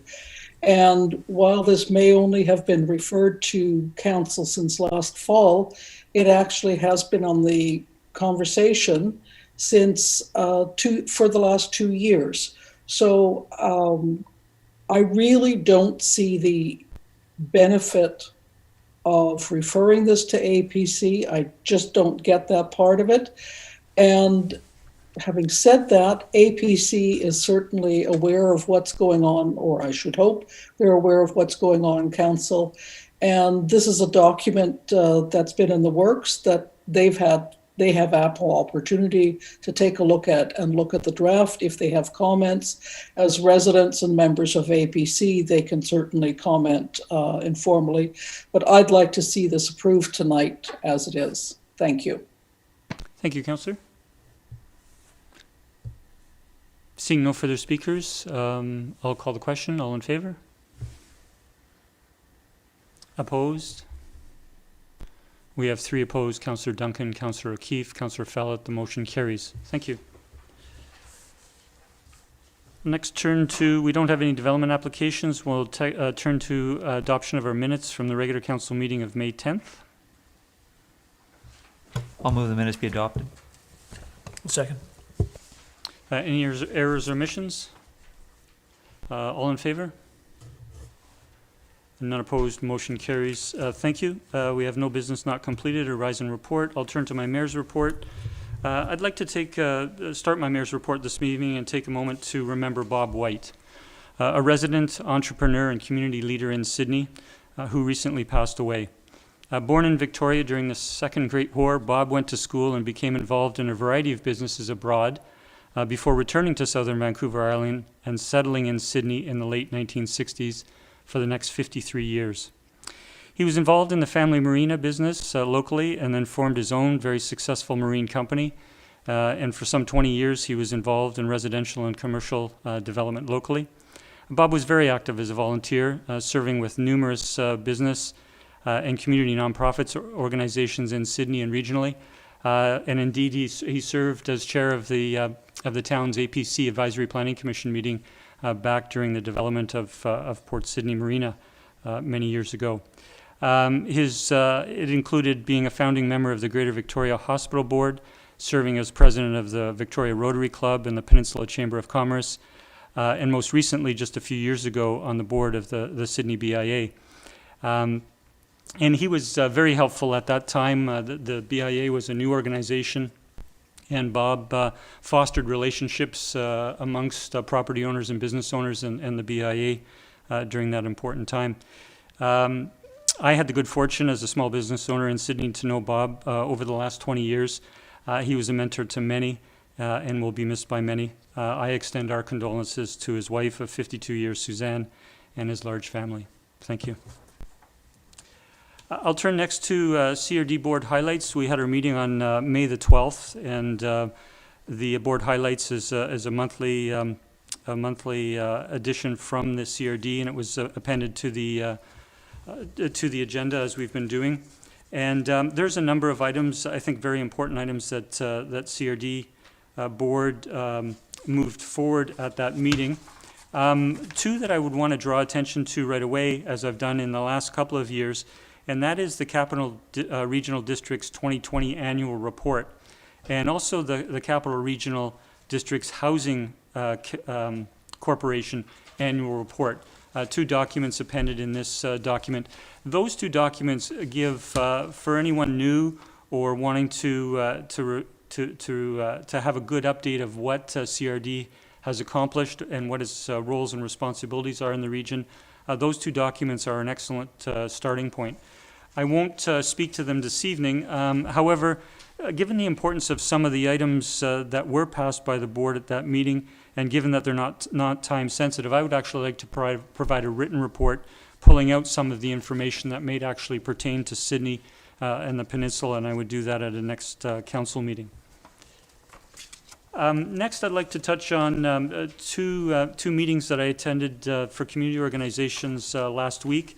The first was the Mayor's Breakfast for the Central Saanich, North Saanich, and myself attended what was an annual Mayor's Breakfast, and unfortunately was postponed last year, but was able to commence again this year. And I was pleased to touch on topics including transportation, housing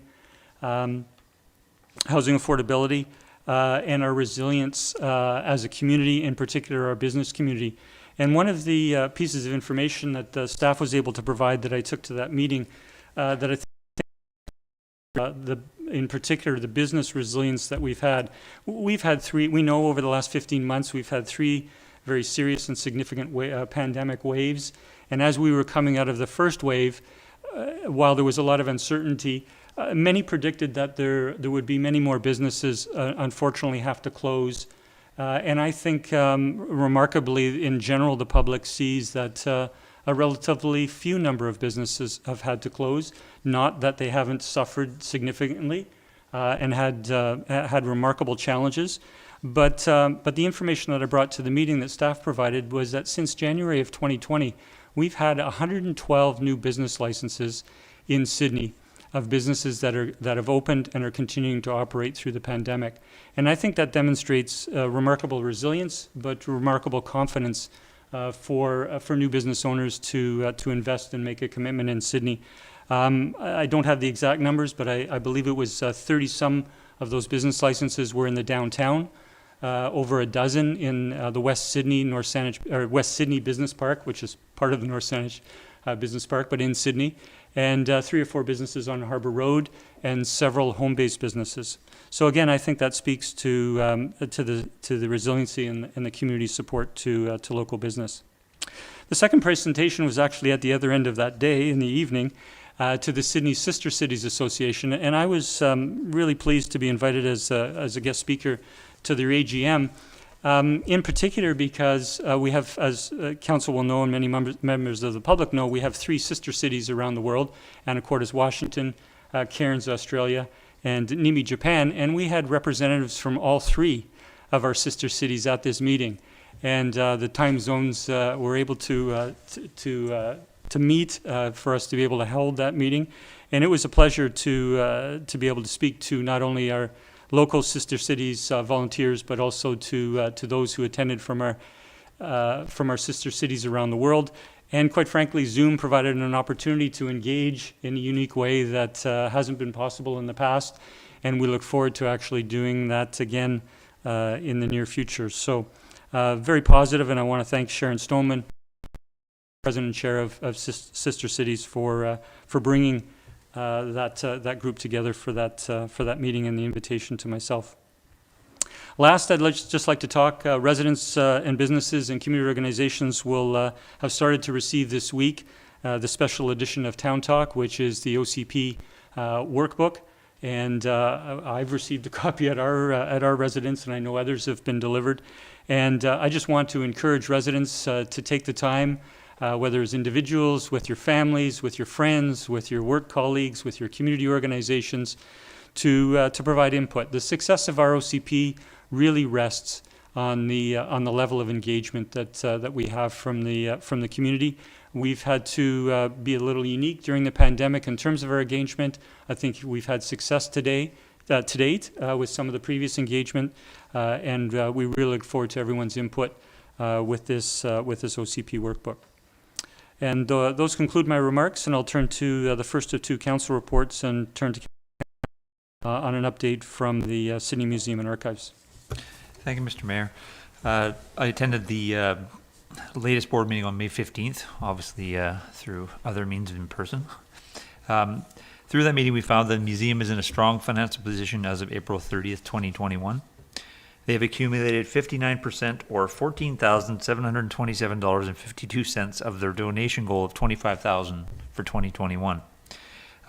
There will be a 3-month closure starting June 1st for floor refurbishment, so not having people allowed to be in the building for 3 months means this month's now, or but 5 total more months to make up that amount of money. And so hopefully they'll be able to get there. The average visitor donation to date for the year is $5.85, and when compared to 2019 at $1.99, they're doing quite well, actually. They had hoped the numbers would be a little higher given that the Lego exhibit was extended till the end of May, but the imposed circuit breaker, which as of today is no longer in place, is believed to have impacted the numbers in a negative trajectory.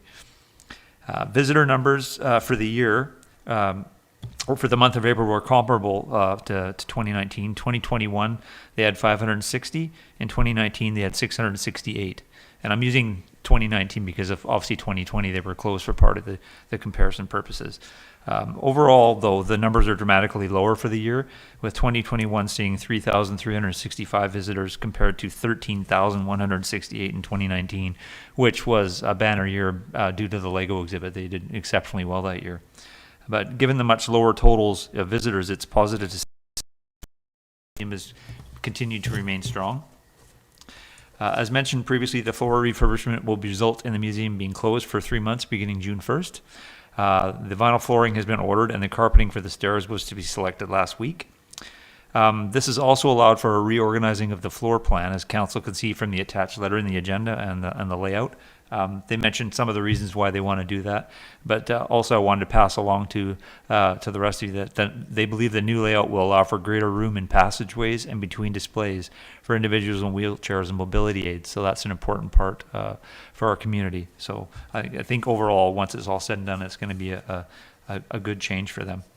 The 2 summer students have been brought on, and I would like to welcome Miss Friedrich and Miss Minato to the museum in our community. They will be assisting the museum for 16 weeks each. Normally, these positions would be for 8 weeks through the Canada Summer Student Jobs. However, the museum was able to extend them both through the UVic Co-op grant as well as using residual reserves. And this will provide many benefits to the museum in terms of getting many projects accomplished and for the students in providing more learning opportunities. And finally, the Canadian Museum Association held a conference on the future of museums in Canada. There are approximately, I've been told, 2,600 museums in Canada, and it is worth noting that the executive director of the Sidney Museum, Miss Alyssa Gerwing, was one of 190 who were invited to attend. This was both an incredible opportunity and honor for Ms. Gerwing to have been invited, and speaks to our community's good fortune to have someone running our local museum that is held in such high esteem by those in the profession. And that's for me. Thank you, Mr. Mayor. Thank you, Councillor Garnett. And I'll turn to Councillor Duncan on an update from the Saanich Peninsula Water Commission. Thank you. This is the CRD, the annual 2020 water quality report. And so the Capital Regional District and Water Commission and the Saanich Peninsula Water Commissions would have both received this last week. So the good news is that there's really no news. It's the same good water that we usually have always had. This year was a little different in that we had a breakdown in one of the main intake tower screens in Soup Lake, and that had to be replaced at the same time that we were also undergoing a change in the chloramine treatment process, but it went off as well as it could, and we never had any degradation of water quality there.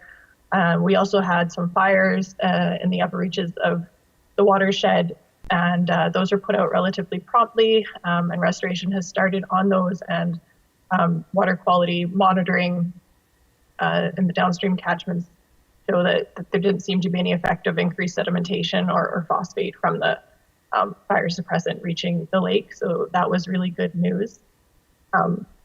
We are continuing to have problems in our watershed with increased temperatures later in the year, but that's an aesthetic concern. So when it's above 15 degrees Celsius, people don't like that coming out of their cold tap. They want it to be colder, but it's just getting hotter. And it's an aesthetic concern right now, not a health one. And as a result of that increased heat, there's also an aesthetic algae bloom, and some people may have been able to taste that at some point in their water. The CRD got complaints about that, but again, it was aesthetic and not an illness issue, and that happened throughout BC because of the heat waves that we got. The update on the lead study was that there had been lead found in the distribution pipes at Oak Bay, and what they discovered from checking that was actually that it was in the sampling equipment itself, and it was never actually in any component of the main water supply. So once they fixed the sampling equipment that was monitoring the lead disappeared.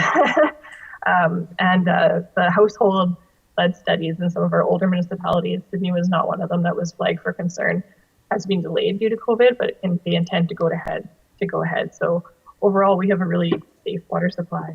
We did have some discussion, particularly at the CRD level, and not so much at the Saanich, about the leached watershed and bringing that on in the next few decades, and the ecological restoration that will be going on there, and how having that water come into our existing water supply might change water quality at that point. Because right now Soup Lake is a really low nutrient oligotrophic lake, and that's part of our great water quality, and leach would not necessarily have those same qualities. So the longer we can go without having to bring on that extra water supply, the better we will be, better off we will be. And if anyone has questions about our water quality report, feel free to ask. Thank you, Councillor Duncan. Any questions for our colleague? Seeing none, thank you for that update. We'll next move, we don't have any committee reports. We'll move to the first of our staff reports, which is item 13A, the South Island Prosperity Project Community Profile Initiative. We have a report from staff. I'll turn to staff if they wish to introduce. Yeah, certainly, Mr. Mayor.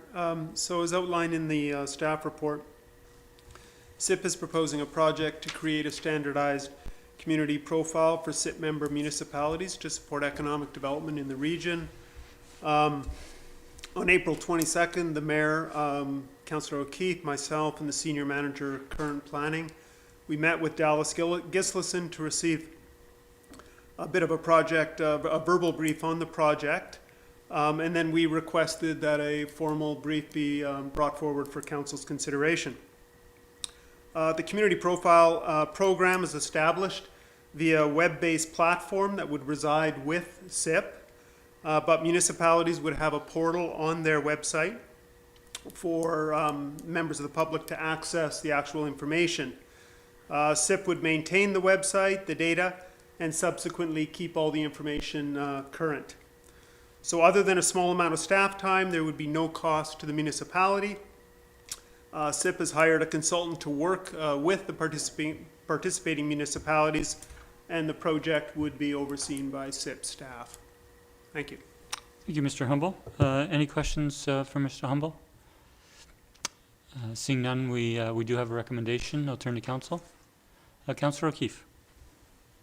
Thank you. I'll move the staff recommendation that Council approves the town's participation in the development of a standardized community profile as part of the South Island Prosperity Project's business and attraction mandate. Second. Moved and seconded. Councillor O'Keefe, did you wish to speak? No, I don't, unless people have questions. I think staff have introduced it well. The attached report provides, I think, a lot of good information. It's a good fit with what we're doing as we move forward with an economic development strategy. So I'll just leave it at that unless anybody has any particular questions.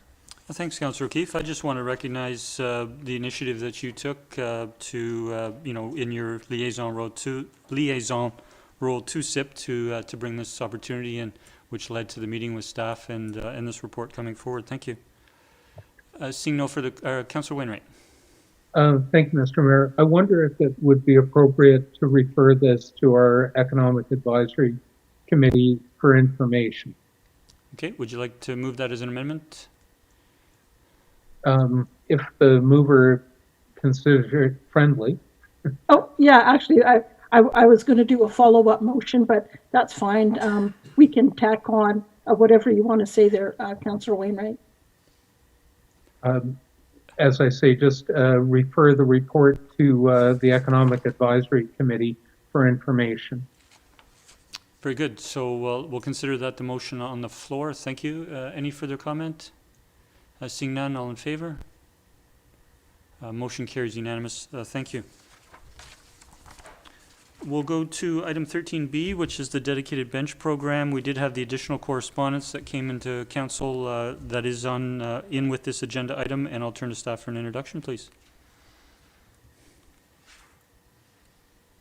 Thank you, Mr. Mayor. So this is a report on the dedicated bench program. It's undergone many changes over the past years. So this report kind of sums up all that information. Prior to 2003, there was no program and people just dedicated benches, and we have no agreement on record for those. There was a couple that came to, one letter that came to council a couple council meetings ago. So that's partly why this report is coming now. So this report is really focusing on those benches that were dedicated prior to 2003 that weren't part of any formal program, and we have no agreements on file for them. Of those pre-policy benches, there's 48 concrete, 2 plastic, and 14 wood, so that they have to kind of be treated differently because the wood benches have a lot more maintenance requirements of them than the concrete and the plastic benches. So the wood benches, we're actually recommending that they are still continue to be replaced at the end of 2021 or expire at the end of 2021, as was decided back in 2016. So we're recommending that stays in place. Nothing changes with the wood benches that were prior to 2000 3, but the concrete and the plastic benches, just to have a consistent message to people who contact us about their benches that are expiring at the end of 2021. We're recommending that because of the low maintenance of these benches, that the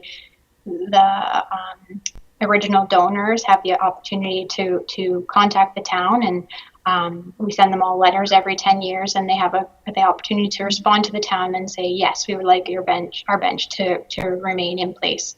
And then we expect over time people will move away, or they just won't necessarily want their bench to remain in place. So we expect there will be some turnover of these benches over time. Yeah, that is, there's a lot more information in all the reports included, but if you have any questions, feel free to ask. Thank you, Ms. Clary. I'll turn to colleagues for any questions and begin with Councillor Garnett. Thank you, Mr. Mayor. Through you to staff. Thank you, Ms. Clary. Just curious, because I couldn't find it anywhere in here. Do you have an estimated annual cost to maintain the benches? So it through the mayor to Councillor Garnett, it really depends. We have each time they're maintained, it's between $400 and $500, and it's probably reasonable that they're maintained once or twice over the 10-year lifespan of their bench.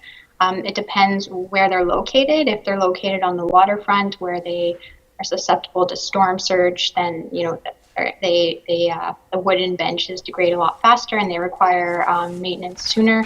And some benches are in areas where they're susceptible to vandalism, and those benches also require maintenance. So it's not across the board even. It really depends on the location and the activities that are happening in that location and the storms that benches sustain. Do you have a follow-up? Yeah, if you wouldn't mind. I guess I meant what total, what the our annual ongoing maintenance budget, I guess, or what that normally is comprised of. Maybe that's a question for Mr. Hissick. I'm not sure. Thank you, Councillor. It's really difficult to tell because a lot of the maintenance budgets are rolled in with the overall maintenance budget for that park, and it's not really broken out by individual piece of equipment. So it's difficult for me to give you an educated guess, but probably 15 to 25,000 a year. And that'd be for hypothetically all of them? And that's just the ongoing maintenance, not necessarily the rebuilding that's done on a periodic basis. Thank you. Thank you.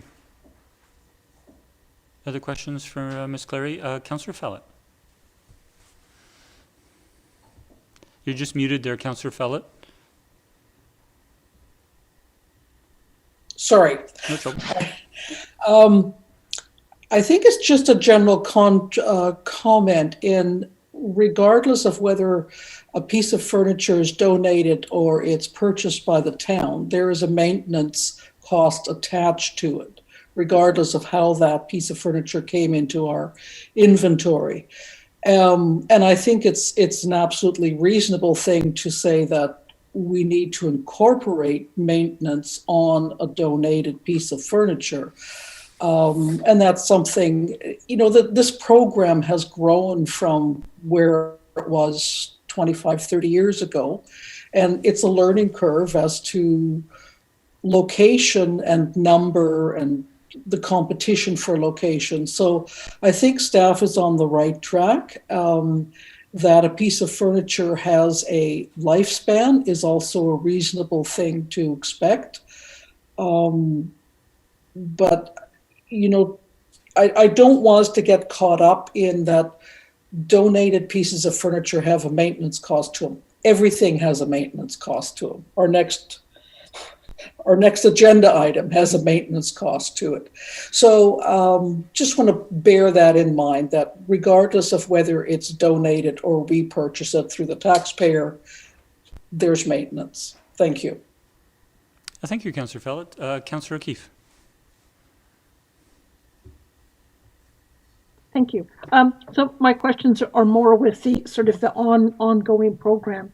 And I know that staff have mentioned that they used to have, they thought about picnic tables and memorial trees, but there hasn't been much of a demand for those.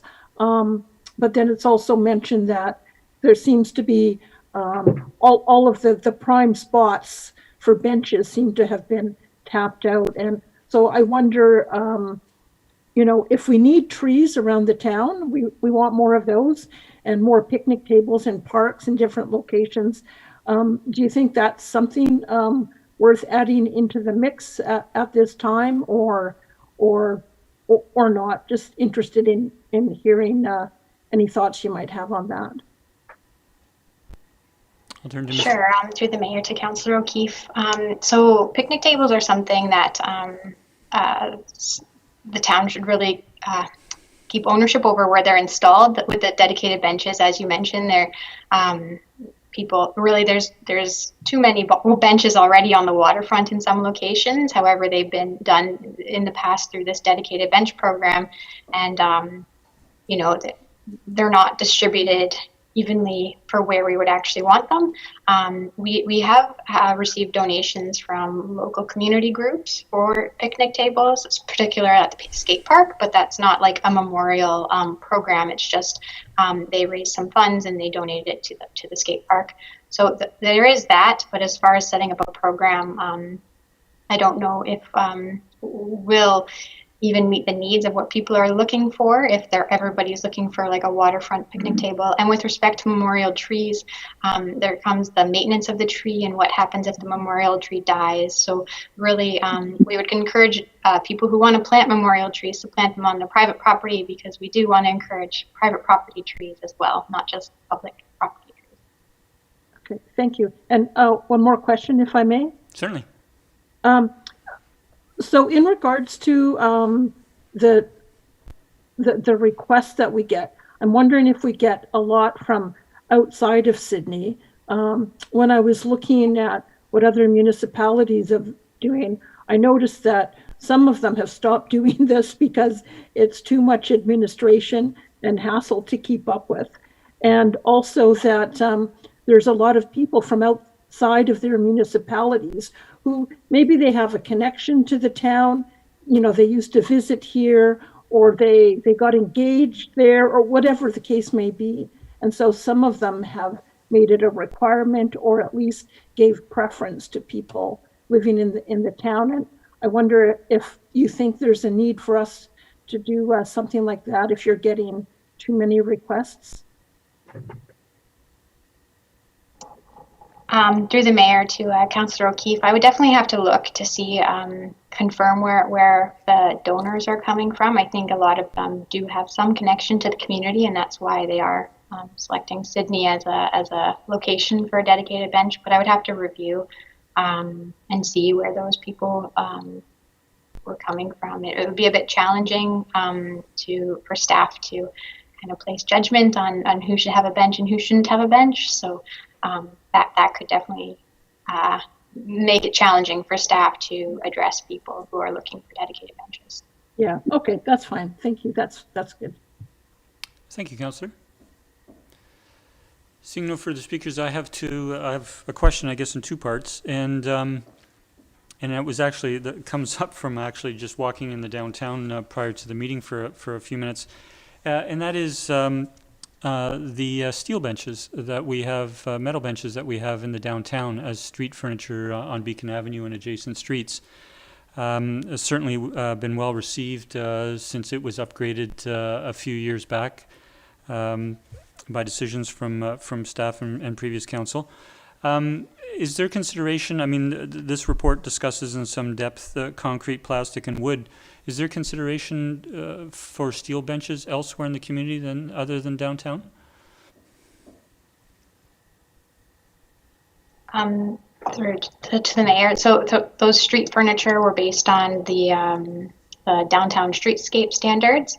That's not something that we've looked at bringing to other parts of the community, but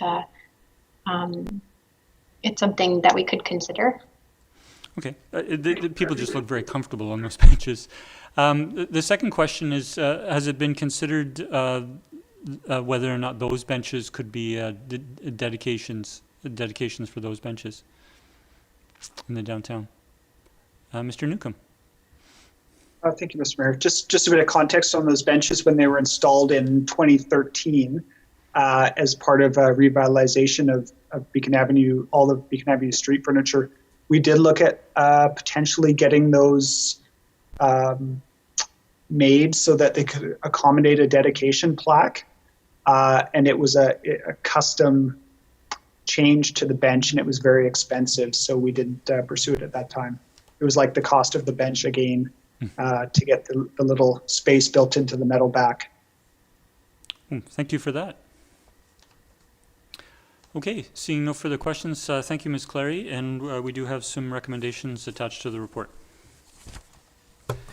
I'll move the recommendation that public bench dedication policy WS/015 be amended to allow the concrete and plastic bench donors of Group A benches an opportunity to express interest in keeping their bench dedication, and that a process be established for renewing their bench dedication in 10-year increments at no charge to the Group A donor or family member.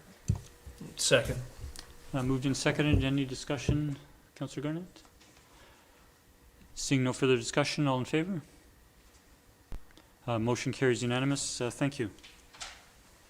We'll next turn to item 13C, which is the Bevan Fishing Pier Maintenance report from staff, and I'd look to staff for an introduction, please.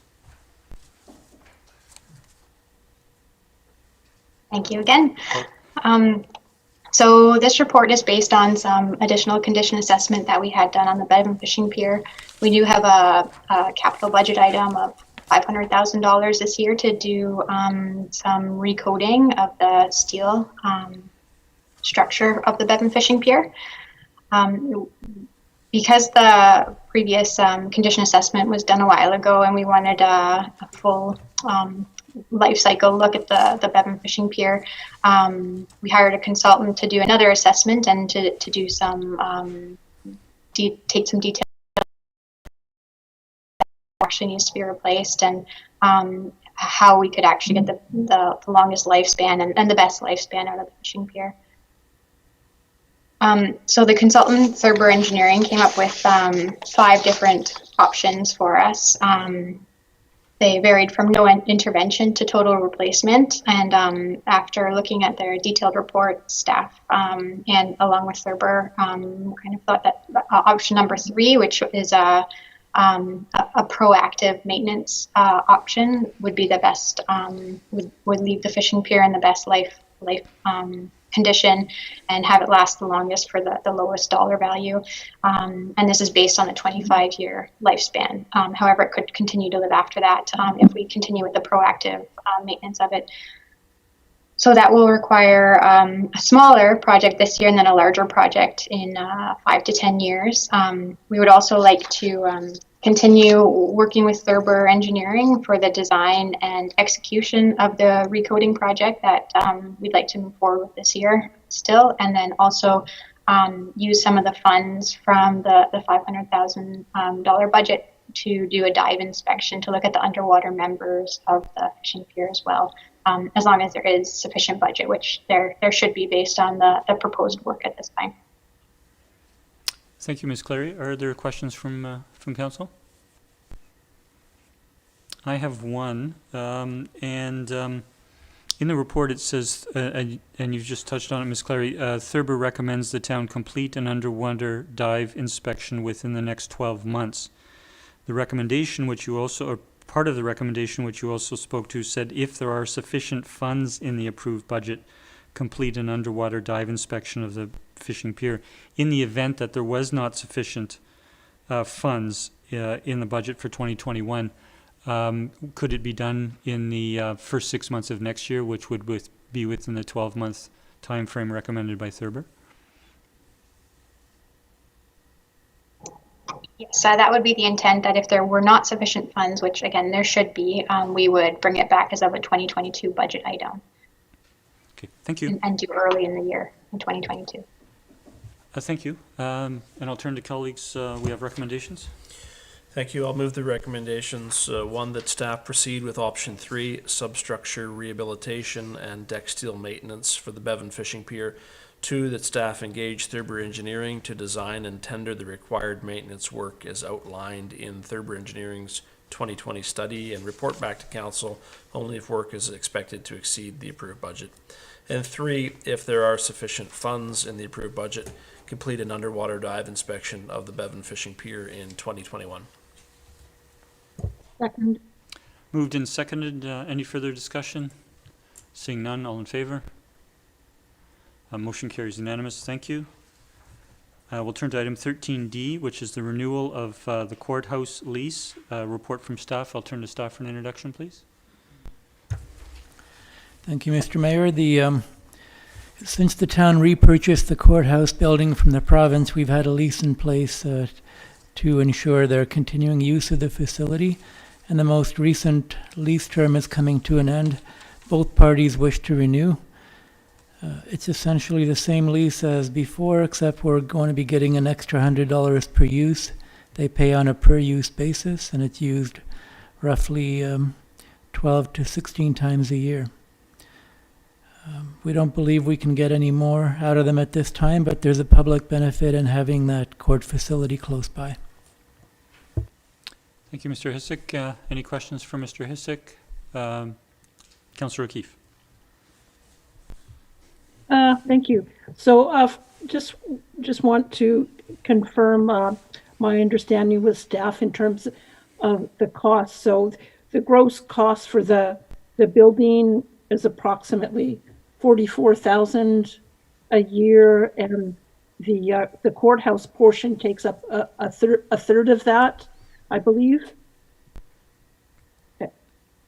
And then they use it about 12 to 16 times a year, so I guess we get 11,000. So it sounds to me that we're maybe subsidizing it by maybe about $4,000 a year. Does that sound about right? Councillor, it's really difficult to separate the cost among the 3 users, so I would be hesitant to make that estimate. Yeah, okay.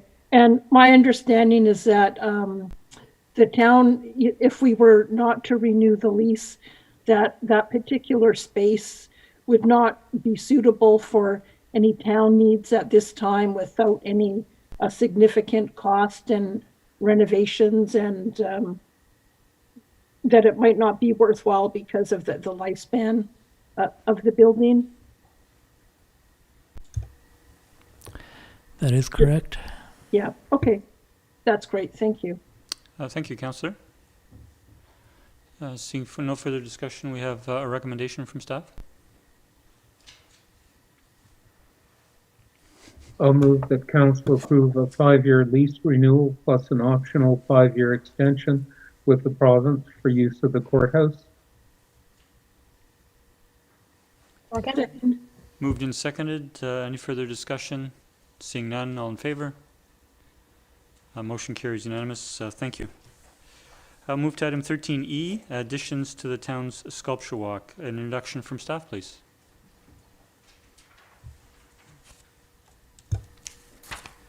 Thank you, Mr. Mayor.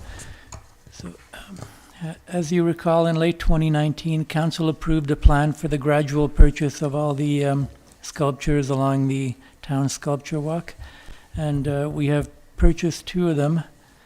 We've had another 1 donated to us. Recently, the town accepted a $15,000 donation toward additional artwork, which was a purchase of a piece we had previously bought and donated back to the town. But the condition was that the proceeds be used to purchase additional sculptures this year. Artsy is recommending to the town the purchase of 2 sculptures, Centaur, Chiron, and Tsunami, at a combined cost of $14,300, and the proceeds of the recent donation would cover that. In addition to that, we've received some good news that one of the sculptures that was previously removed from the original sculpture walk, the artists, led by Mr. Derek Houston, wish to donate it back to the town. And the original base for the sculpture is still in place, and reinstalling should not be overly difficult or expensive. So we are recommending that the 2 sculptures recommended by ArtC be purchased from the recent donation, and that the donation of Sanctuary of Peace be gratefully accepted, and the sculpture be reinstalled in its original location. Thank you, Mr. Hisik. Turn to questions. Councillor Falla? Thank you, Mr. Mayor. I would like to move the recommendation, but just before I do, a question to Mr. Hisik. So we've just been hearing a lot this evening about the cost of maintenance. How are we incorporating maintenance for these sculptures, or are we? Around the same time that we set the plan to purchase, we also increased our annual maintenance budget in the Parks Department to ensure that the pieces were getting maintained. Thank you for that. On that note, I will move staff's recommendation 1, that the sculptures called Centaur, Chiron, and Tsunami be purchased for the town sculpture walk using funds received through recent donation, and 2, that the donation of Sanctuary of Peace be gratefully accepted and the sculpture be reinstalled in its original location. Second. Discussion? I won't add it as amendment, but I want to extend appreciation to Mr. Houston for the donation, and I would certainly look to send a letter of thanks to him. And seeing no further discussion, all in favor? Motion carries unanimous. Thank you. We'll next turn to item 13F, which is the capital project funding amendment. Introduction from staff, please. Thank you, Mr. Mayor. The purpose of the report is to amend the funding sources for 4 2021 capital projects in order to allow for in-house completion of 3 of the projects.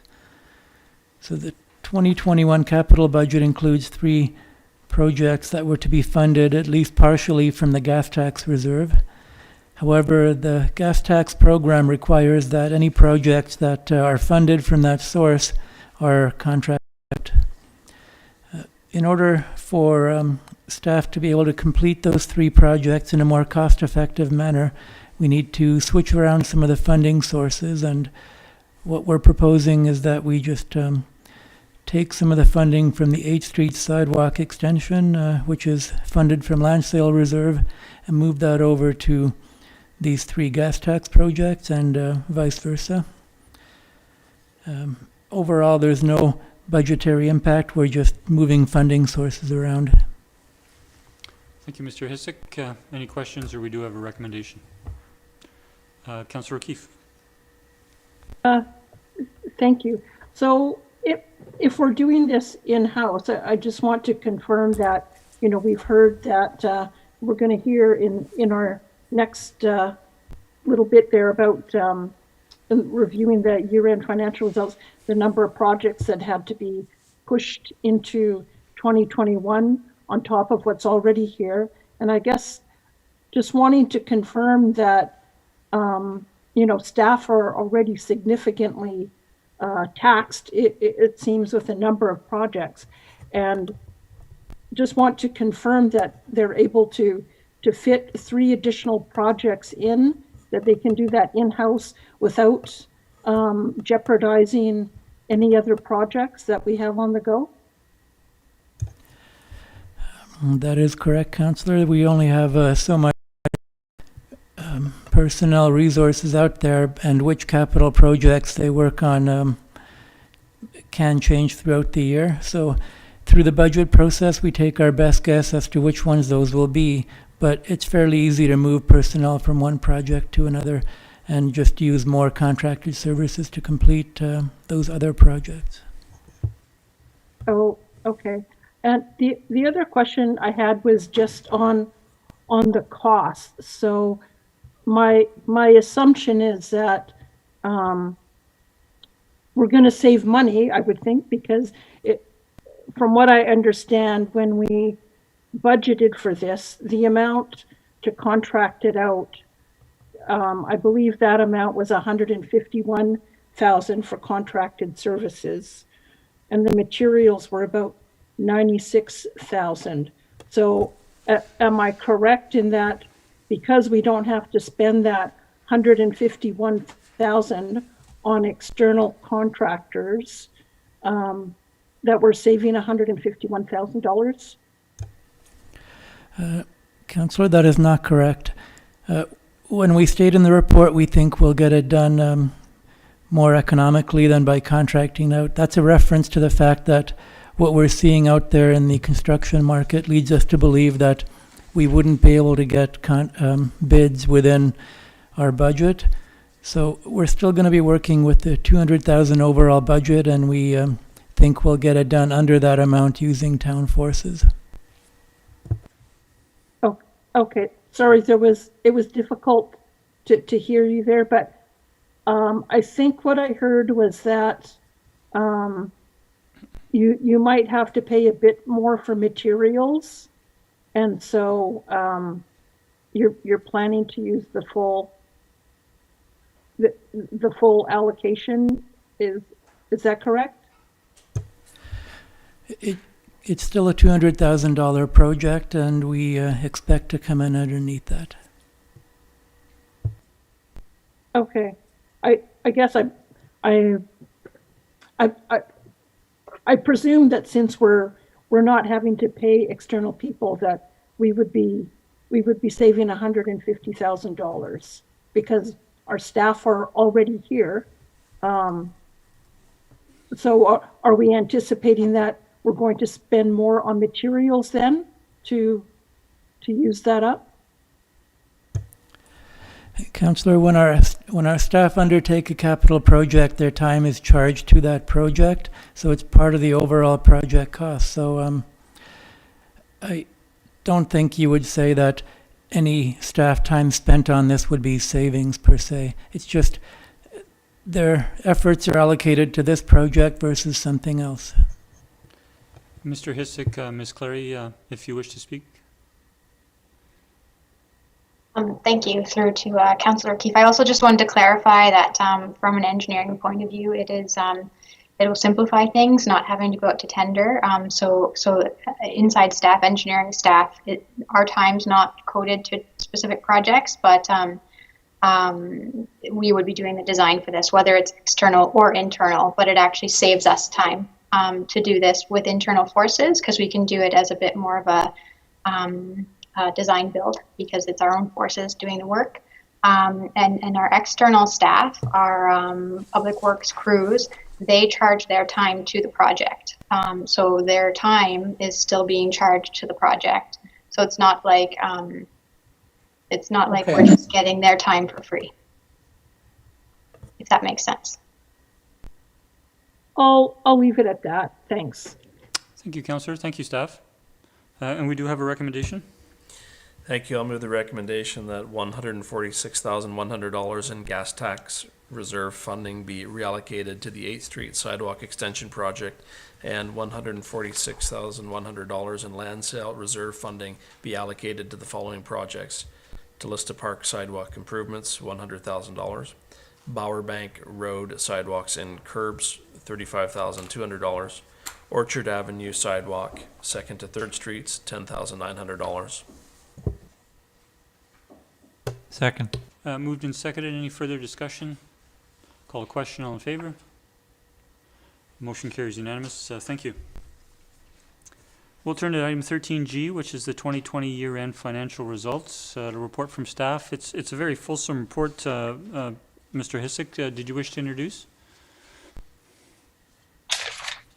Thank you, Mr. Mayor. Maybe I'll defer to Mr. Restel, who put a great deal of effort into this as well. Thank you.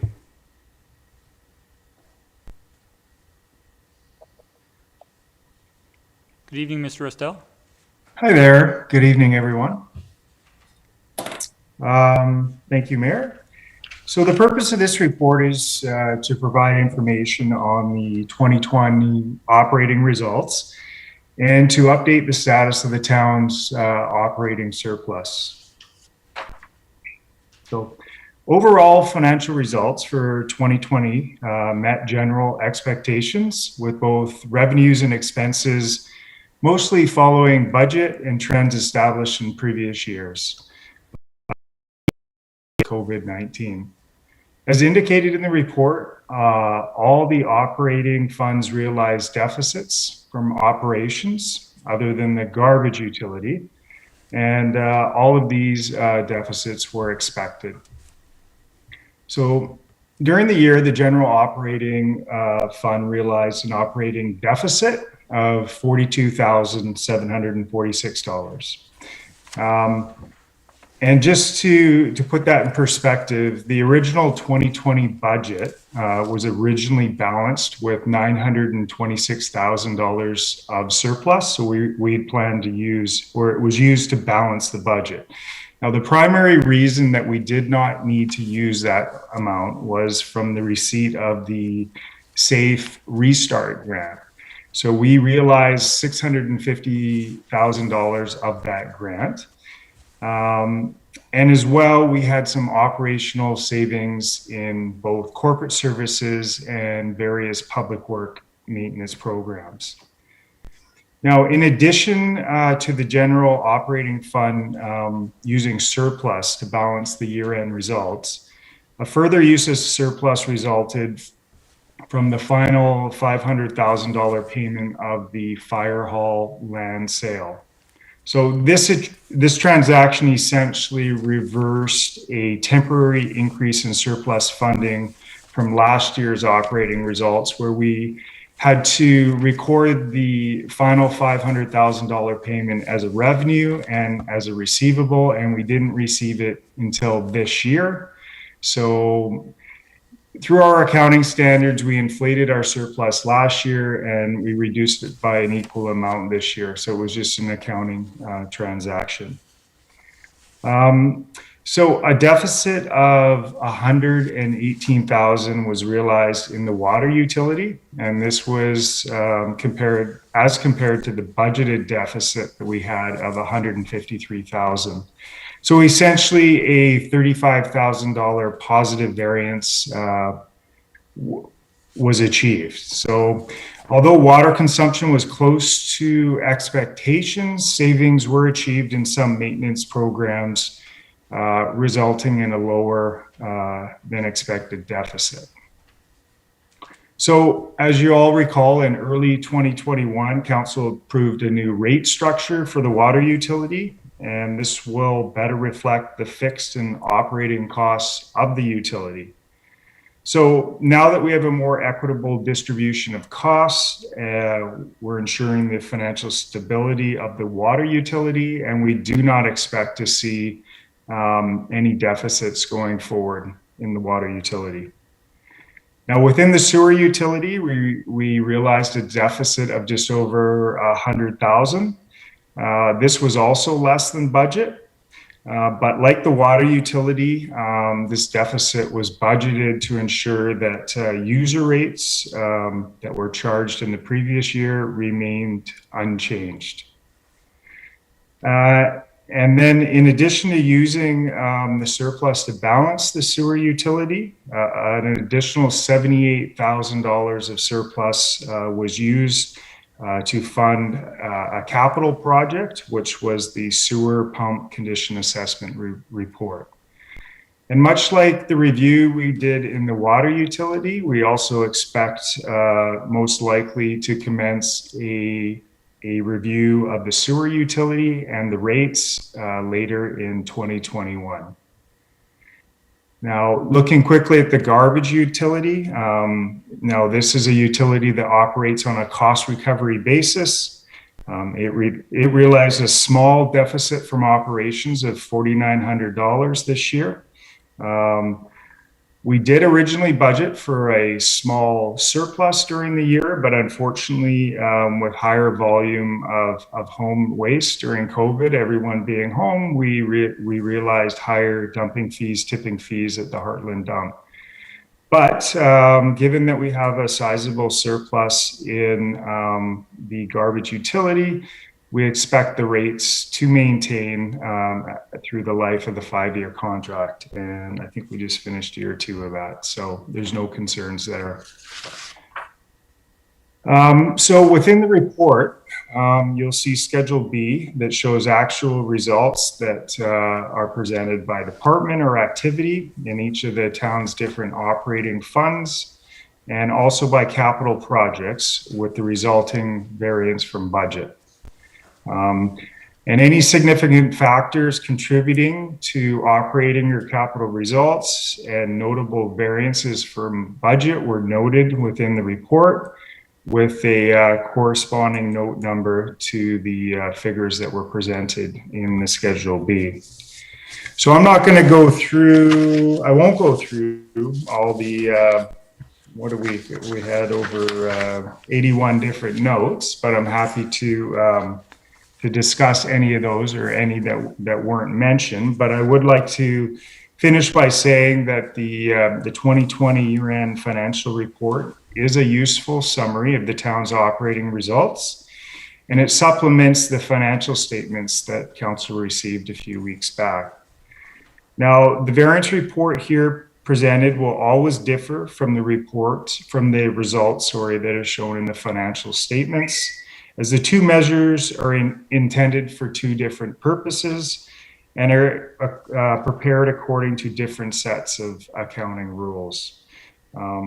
Now, the variance report in front of you today more accurately reflects the town's results in relation to its budget and should be the set of numbers that receive the most attention by council and the public. The financial statements, on the other hand, are under existing rules that are not meant for such an evaluation.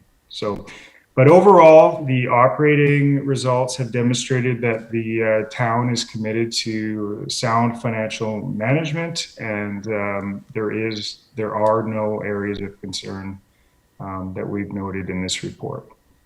So we're happy to take any questions that you might have. Thank you, Mr. Estelle. I'll turn to questions from colleagues. Councillor O'Keefe. Thank you. Thank you for that, for the great report, Mr. Restel, and all the notes. I thought it explained things very well, so appreciate that. A couple things, I think they probably relate more to kind of moving forward. When looking at the report, in particular the capital projects, a number of things put forward into the coming year. And I'm wondering, we're hearing significant issues with supply chain issues and costs of materials like lumber and steel and glass and that sort of thing. Are those things that you would sort of take into account in terms of things that might have a significant impact on costs moving forward for the coming year?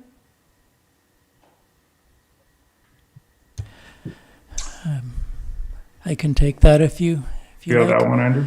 Okay. Also, Ms. Clary might want to add something, but we do our best at budget time to try and factor those elements into our budgeting process. Okay, so there's nothing at this time then that's flagging a concern. And then just one other question, and perhaps it's more for Ms. Clary in regards to the capital projects. As I mentioned, a number that we had to put into 2021 due to COVID and other things.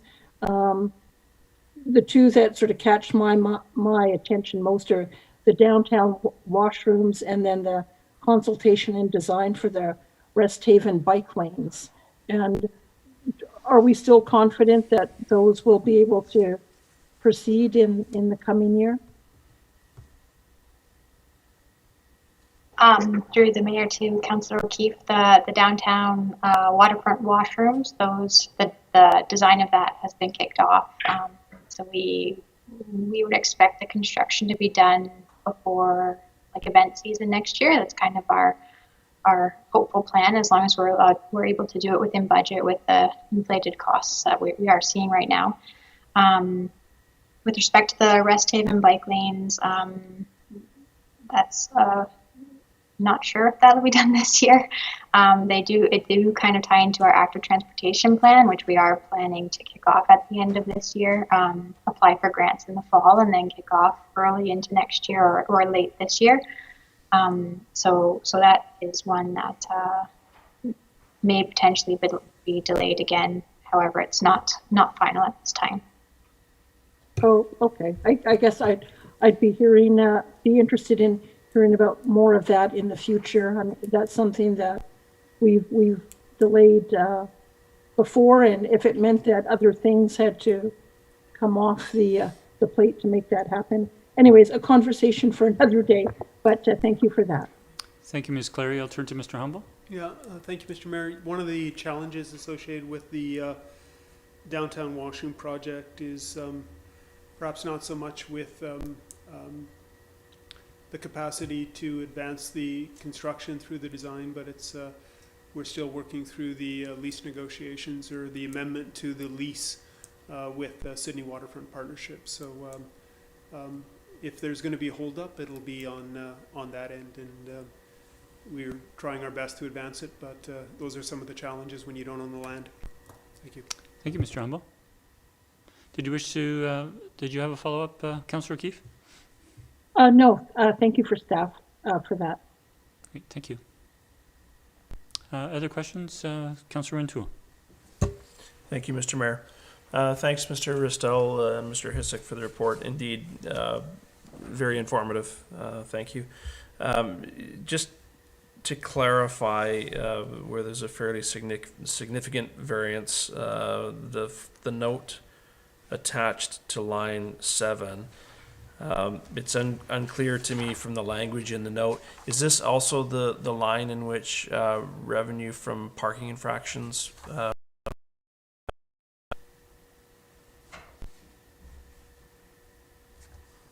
Through the mayor to Councillor Renewal, that is correct. Okay. And so it then makes more sense in respect to parking revenues being lower than budget in relation to COVID. Thank you very much. Thank you, Councillor. I'll turn to a comment and then a question. The comment is on the operating budget, and the question will come in the capital budget. I just want to comment further to colleagues. Thank you for the in-depth report, Mr. Ristel and Mr. Hissick. It is very helpful and informative. And I think we should note that the operating budget was about $14 million and an overall deficit of $47,000, given the tremendous fluctuations, not only caused by the pandemic, but there are normal fluctuations year to year in budgeting areas. For example, a non-pandemic item that was significant was the additional to the snow clearing expense this year. And so I want to commend staff on their adaptability to the operating budget, not only to pandemic circumstances that impacted several of the important services we provide to the community, but non-pandemic factors such as the snow removal, and also speak to the prudence that staff has. And I think one example in the some 20 notes provided by staff was when council last year, when we were in a challenging time with the pandemic, approved an additional $50,000 for non-reimbursable COVID expenses for emergency planning, and staffers reported out that a small portion of that budget was actually used. So I think that speaks to prudence on this part of staff, which we can see elsewhere in the report as well. So thank you for staff on that.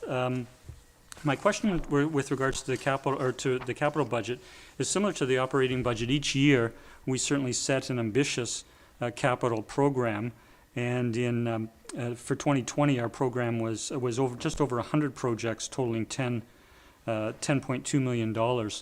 And we know that again, a non-pandemic situation was having to do the Ray Creek Dam project, and doing it in conjunction with the federal government's remediation of the creek.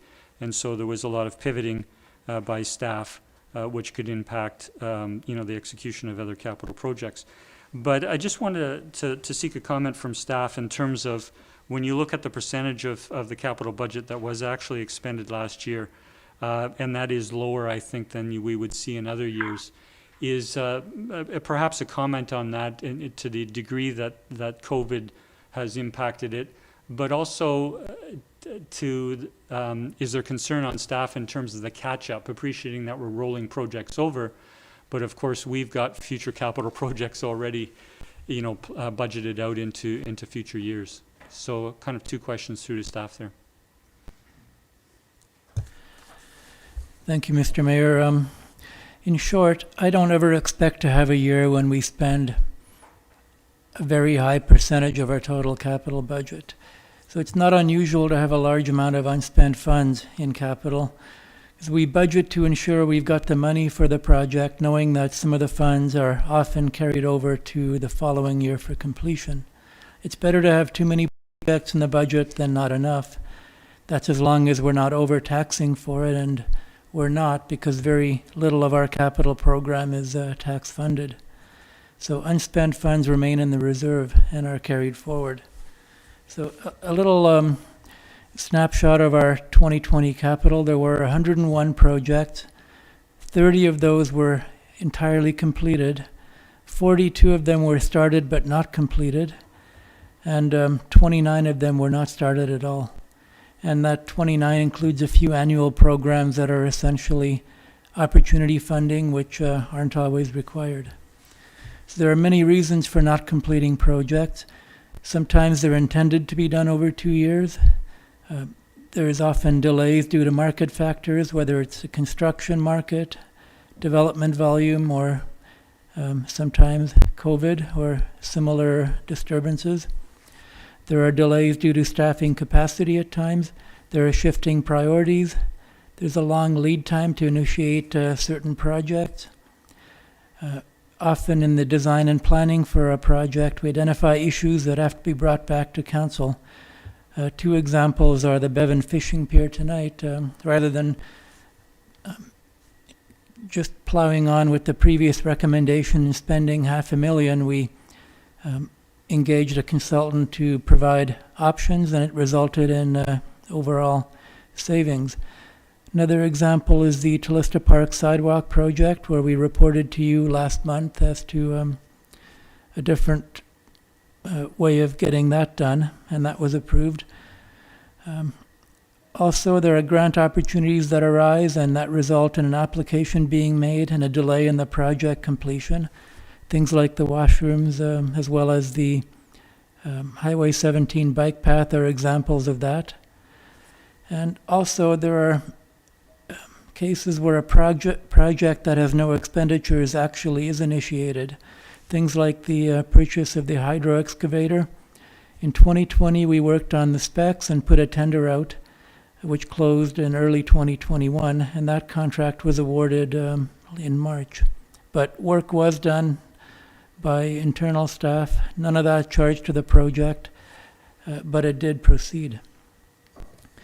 So, as I've tried to summarize here, many reasons for projects not being entirely completed.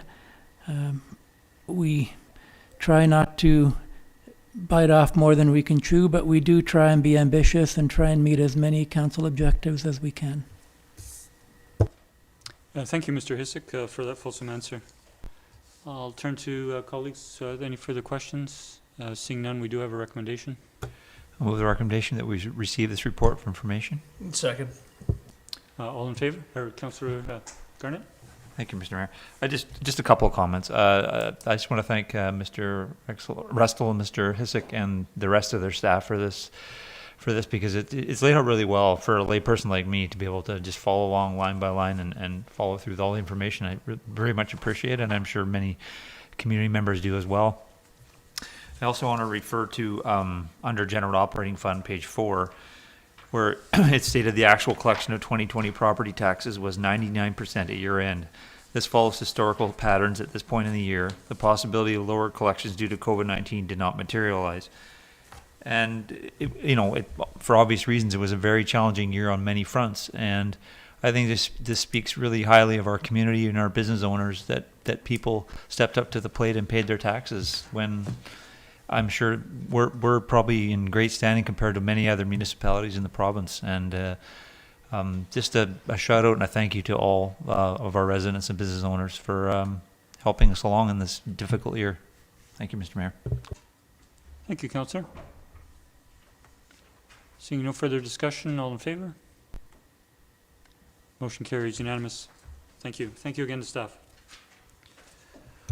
We'll turn to item 13H, interior alterations at the Sidney Museum, 2423 Beacon Avenue. An introduction from staff. Thank you, Mr. Mayor. So we have a request by the Sidney Museum. They'd like to undertake some interior renovations to the museum area. They're looking at adding a few walls, deleting a few walls. They want to undertake the work while they're in the process of replacing the floor, which they've received a grant for. So it makes sense that they do the work at the same time. The museum does have a lease and operating agreement with the town, and under a clause 4B of that agreement, it stipulates that the museum must first seek council approval prior to making any interior alterations, which they're doing. They're making that request. Staff have reviewed their proposed changes. We have no issues or concerns with what's being proposed. However, it is noted that the type of alterations that they're proposing, the type of occupancy that that particular museum space is, it does require the issuance of a building permit, and because it's a Part 3 building with an assembly occupancy as defined by the BC Building Code. A certified architect a professional architect is required to provide drawings and stamp those drawings for the building permit application. I have talked with Alyssa Gerwig from the museum, and she's already reached out to an architect and is having that those drawings done up. Thank you. Thank you, Mr. Humble. And we do have a recommendation. I'll move the recommendation that council approves the request by the Sidney Museum to undertake interior alterations to the museum area, subject to submission and approval of a building permit application. Second. Discussion? Call a question, all in favor? Motion carries unanimous, thank you. And we'll turn to our monthly building report for April. Move receipt for information. Seconded by Councillor O'Keefe. Do you have a question? Or sorry, you're seconded, Councillor? Yeah, I'll second, and then just question for staff. Please go ahead. Okay. I like paying attention to these things lately because I think what's happening with building permits kind of gives an idea of what's going on with our recovery. And so I think I got the gist of what's happening here, but I just want to confirm if staff can confirm my understanding. So from what I see, it looks like the number of permits that issued year to date are triple from last year. And this seems to be driven mainly by, it looks like alterations, additions, and improvements being done on residential and commercial property. So am I correct in that understanding, and that we seem to be a lot busier year to date than we were last year? Ms. Verhagen. Through the mayor to Councillor O'Keefe, yes, that's right. In terms of the number of permits issued and the type of permits, you're correct that there have been a lot of plumbing permit and alteration permits. You'll probably also note that the number of permits issued in April does seem low. We did double check those numbers, and that is correct for the month of April. It is up again for the month of May, and you'll see that in the next report coming to council. Right. Okay, so generally you're feeling a lot more busy there, I guess, than you were last year. Yes, there's a lot on the go. Yeah, thank you. Okay, well, I guess that's good news then for our local economy. Thank you for that. Thank you, Councillor O'Keefe. Thank you, staff. And we have it on the floor. All in favor? Motion carries unanimous. Thank you. And we have no correspondence, but we do have correspondence for information. Move receipt. Second. Moved and seconded. All in favor? Motion carries unanimous. Thank you. And no notices of motion or motion to go on camera. I look for a motion to adjourn. So moved. Second. All in favor? Motion carries. Thank you to members of the public for your interest this evening. Thank you to staff and thank you to colleagues. Have a good evening.